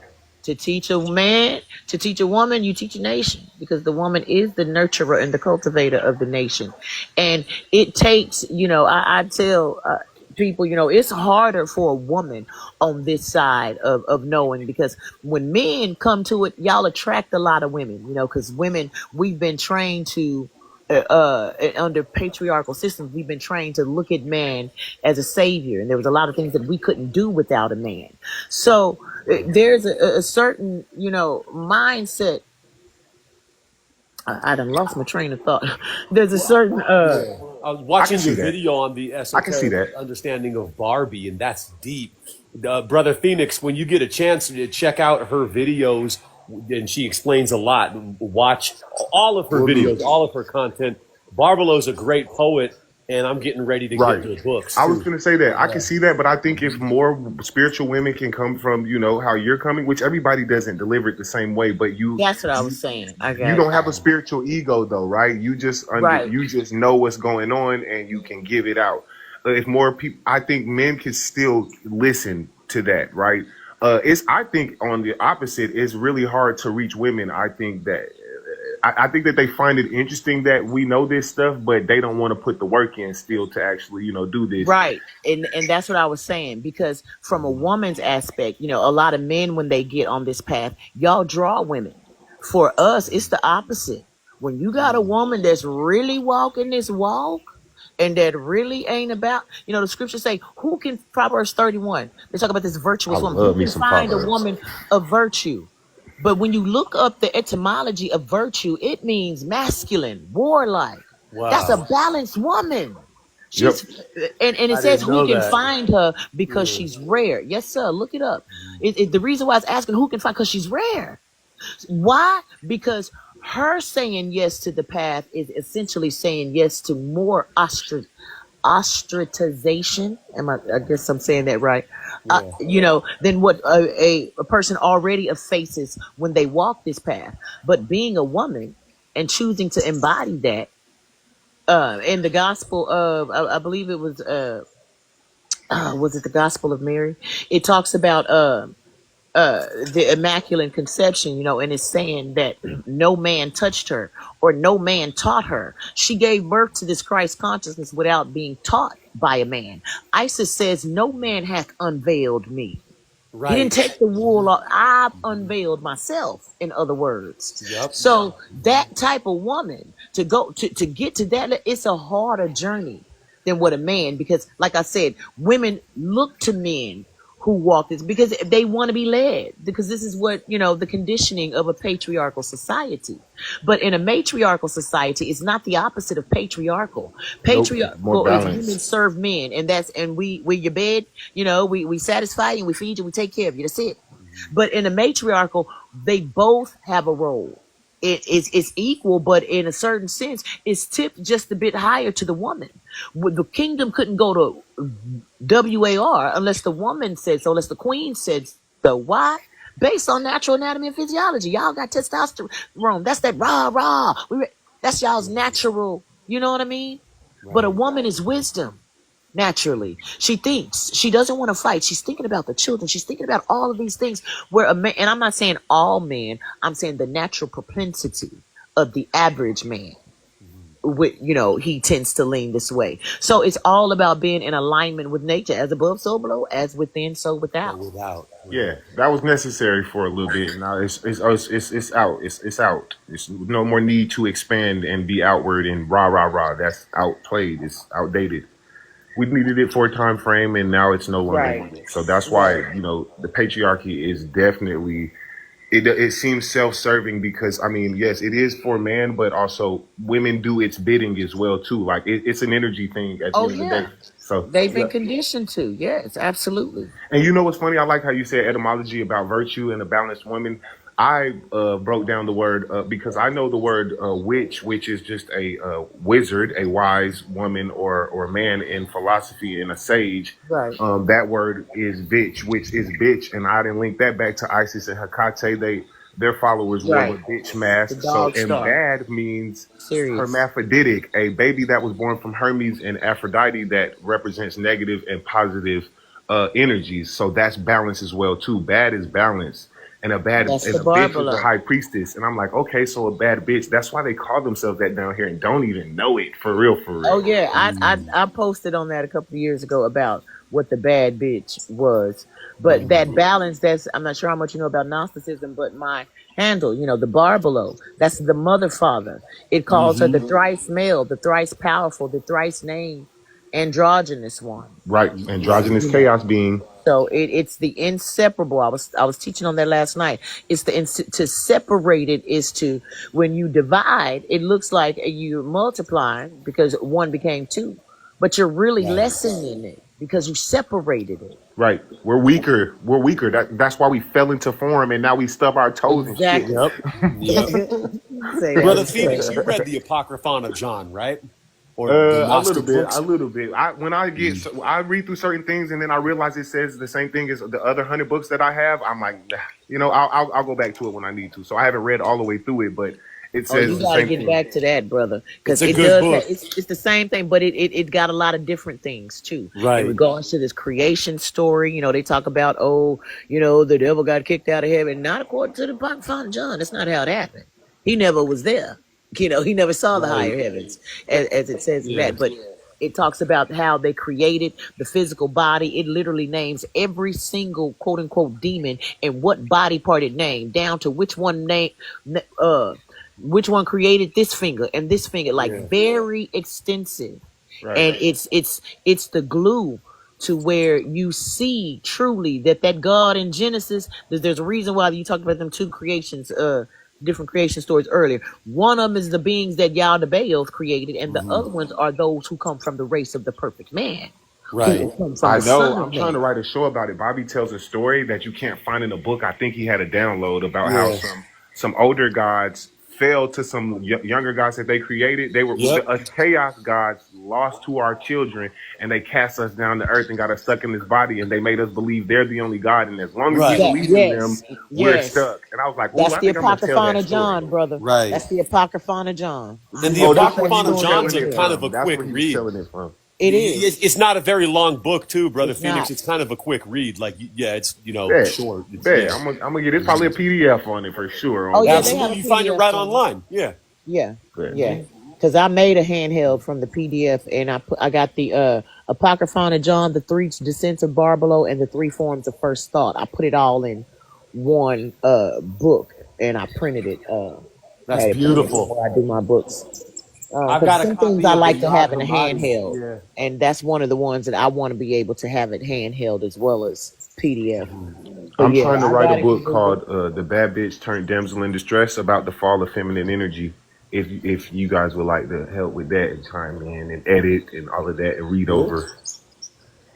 I And actually have a little publishing company, brother. The link to it is on my I got a link to my website in my bio here. Check it out. But I'm an Yeah, author. I'm a self-published author. I do all my own that me too. I everything. did a couple books. Yeah, yeah. But it just as made far you as a editing mod, and all too, of that too. Barbara. Huh? It just made you a moderator. And Brother Phoenix Oh, is a okay. moderator, too. Yeah. Okay. Yeah, but I'm looking forward to Tuesday. So we Okay. officially Okay, Tuesday, Tuesday, what time? 7 Central. What time zones are y'all in? You're That'll be West five Coast, Brother o'clock for Phoenix? me. I'm on the West Coast. Yeah. What you in Okay. Texas, Chicago? I'm in Oh, Texas. okay, I just moved from Houston. Oh, did you? Yep. Yeah, I'm a few hours from Houston. I Yeah, like yeah, Houston. It's a nice city. San Antonio is, too. I've been through there. yeah. I like Texas. I love Texas. Well, Yeah. yeah. So okay, I'll see you Tuesday, 7 o'clock. Your time is 5 my time. I'll be there for sure. Okay, All right. Looking forward to it. Absolutely. Yep. Peace and love, everybody. absolutely, indeed. Also unto you, brother. Peace and love to the panel. Peace, God, great Okay. Mother Barbalo. Peace.